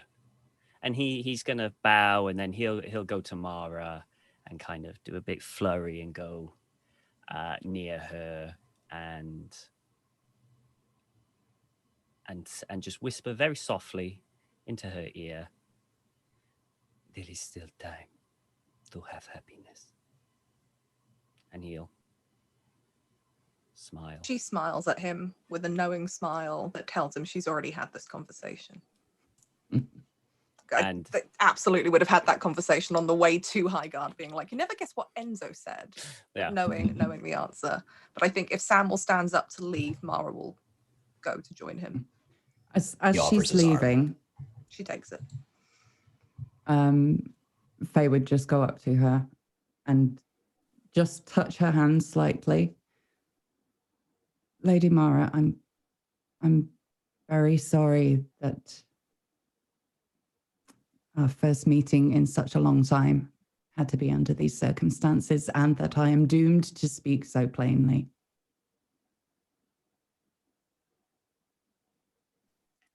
But I feel like I must say that if in the future your heart should change, and the words that you speak should lead your new friend into a similar situation as your current husband's, there will be consequences. She'll turn and just get back on her horse. I think Mara just gives her a look that kind of tells Lady Faye she does understand. She's not blind to the consequences, at least. She's not just ignoring her words, being like, "Oh, you don't know what you're talking about." She knows. There is a look in her face that says that this is what she has chosen, and she knows what she's chosen. Yeah, this is very much just like when a friend gets a new girlfriend or boyfriend, and everybody else is like, "You hurt him, I'm gonna kill you." She has a lot of respect for Lady Rowan, though. Like, despite the kind of slight spatting back and forth, she does respect this woman. She perhaps just doesn't like her in this moment. Beautiful. Let's wrap things up as the kind of ending shot, I guess, is Lady Faye, riding away with Enzo, I assume, unless he's sticking around. Yeah, the two of them. No, he'll head back. The two of them riding back off towards Highgarden. Drinking. Drinking. Finishing the cider off. Finishing Jesus. off the cider. Need Absolutely. a drink after that. Yeah. All right. Thank you very much, friends. And thank you particularly for sticking around, and chat as well for sticking around while we go a little bit over. But that was just so juicy. And it just made me... Apple juicy. And it's just... We have to change the emote now, aren't we? It's just made me feel even more like I actually want to simplify these rules a bit and just kind of take it at in our own way, at our own pace. But still, yeah, awesome. Thank you so much, guys. That was absolutely awesome. Let's go around very quickly. Just give our little shout outs of what we want to do, what we're doing on the internet if we are, and like where we can find us, all that kind of stuff. Don, whereabouts are you? If you don't mention your Patreon, I'm gonna slap you. I'll do it this time. I am on the internet. You can follow me on Twitter if you want. I sometimes tweet at Jonathan Fry. What I'm up to right now, I'm working on a couple of really cool TTRPG book projects. One of them was Sam and Modifius, another one, an upcoming book for the Dark Matter series, which is D&D in space. And besides that, I've got a bunch of different Patreon campaigns. So if you're interested, you can always follow me on patreon.com/Donathan. Whenever I open up a new campaign, I always post and kind of give folks there who have at least, joined on at minimum level a chance to get in before anybody else. But I run a bunch of campaigns. They're all really super cool, very, very different from each other. And that is my life. Besides that, I'm just looking forward to finishing moving into my new apartment. I'm really, really liking it so far. It's almost there. So by the next time you see me, I won't have, you can't really see. Maybe you can see it in the reflection, like big curtains on my walls or anything like that, hopefully. So Nice. Yeah, I had such a good time tonight. Amelia, I don't think we've ever interacted, like role played together, even though I've guested on the Crown Lands a couple of times. I never got to interact with you. You kicked Sam's butt, which I appreciated. And it was just a great time getting everybody together too, like everybody in the same place outside of Highgarden. I thought was really, really cool. Very cool.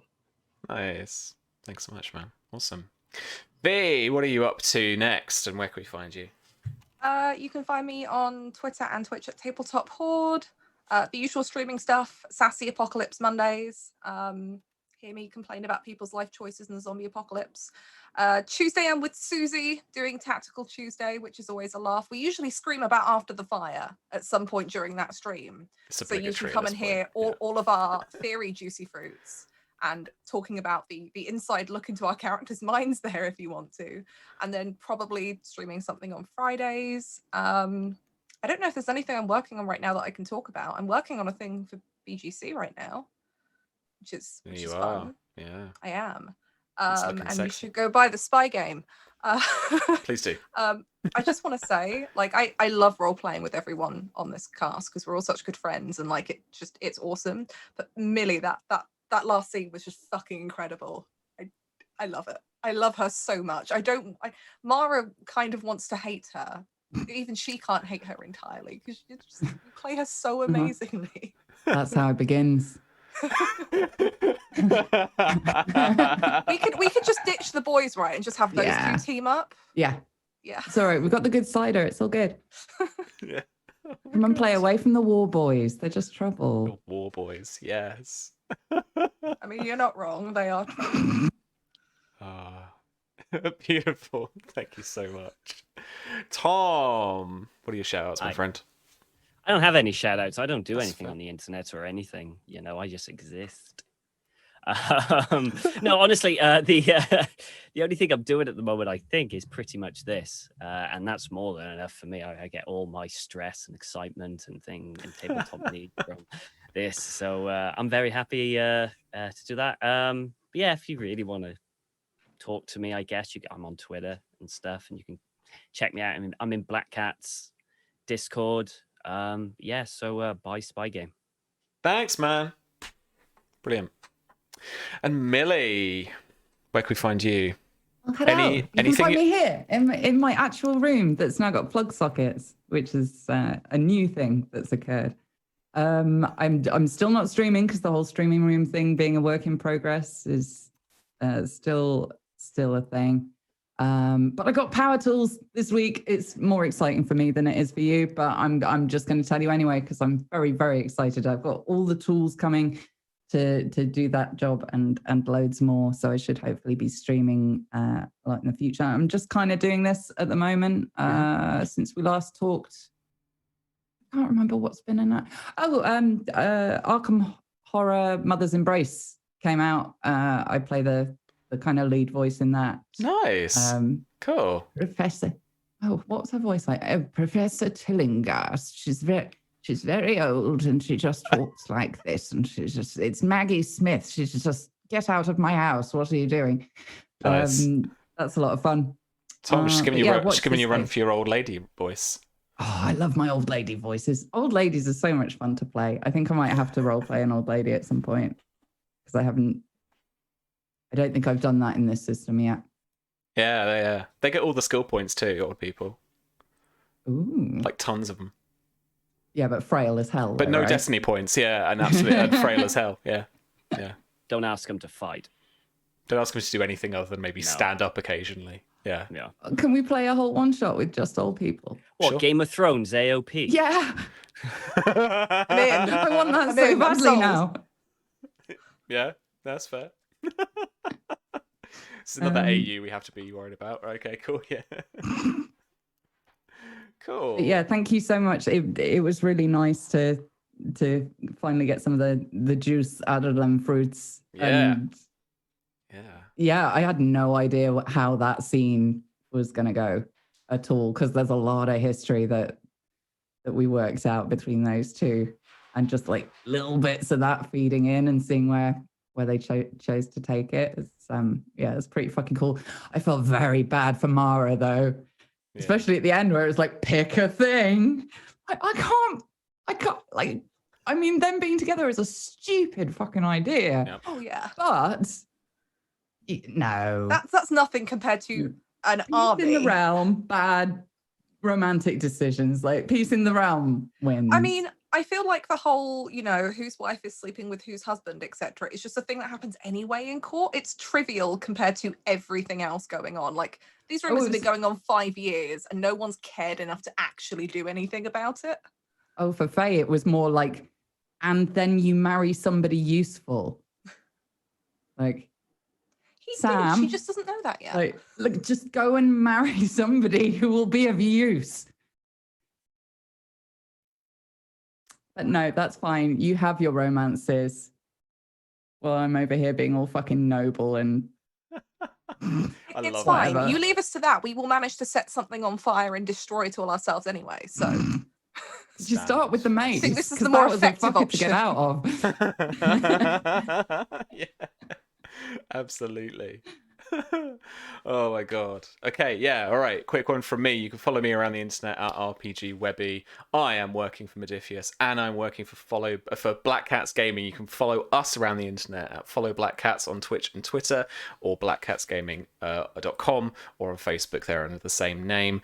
The Spy Game is available now to buy. If you head over there to blackcatsgamingshop.com, you can buy it, and you can even get 10% off your first purchase with the code ATF. That is anything on our web store, the bundles as well. Grab it, buy it, love it. It's a great game. We play every Wednesdays as well. We play a campaign called Hexcrawl, which is out of my brain as well. At the same time, 8 p.m. UK, 3 p.m. Eastern. And so if you're on the fence about it, check it out on the Wednesdays, and we'll show you a good time, and then you'll buy it hopefully. Yeah. So thank you so much, friends. I haven't found anyone to raid, so we're just going to sign off, I think. So yeah, thank you for showing the game. I've got one here, and I've got the fancy edition up on my bookshelf as well. Yeah, and you'll see more books from me, I'm sure, at some point soon, as Modifius bringing out loads of stuff this year too. But get the Spy Game more importantly. That's blackcatsgamingshop.com, and ATF will get you 10% off as well. Otherwise, folks, we'll see you in a couple of weeks for After the Fire, if not on Wednesday for Hexcrawl. We'll see you then. Ta-da, my friends. Take care. Bye-bye.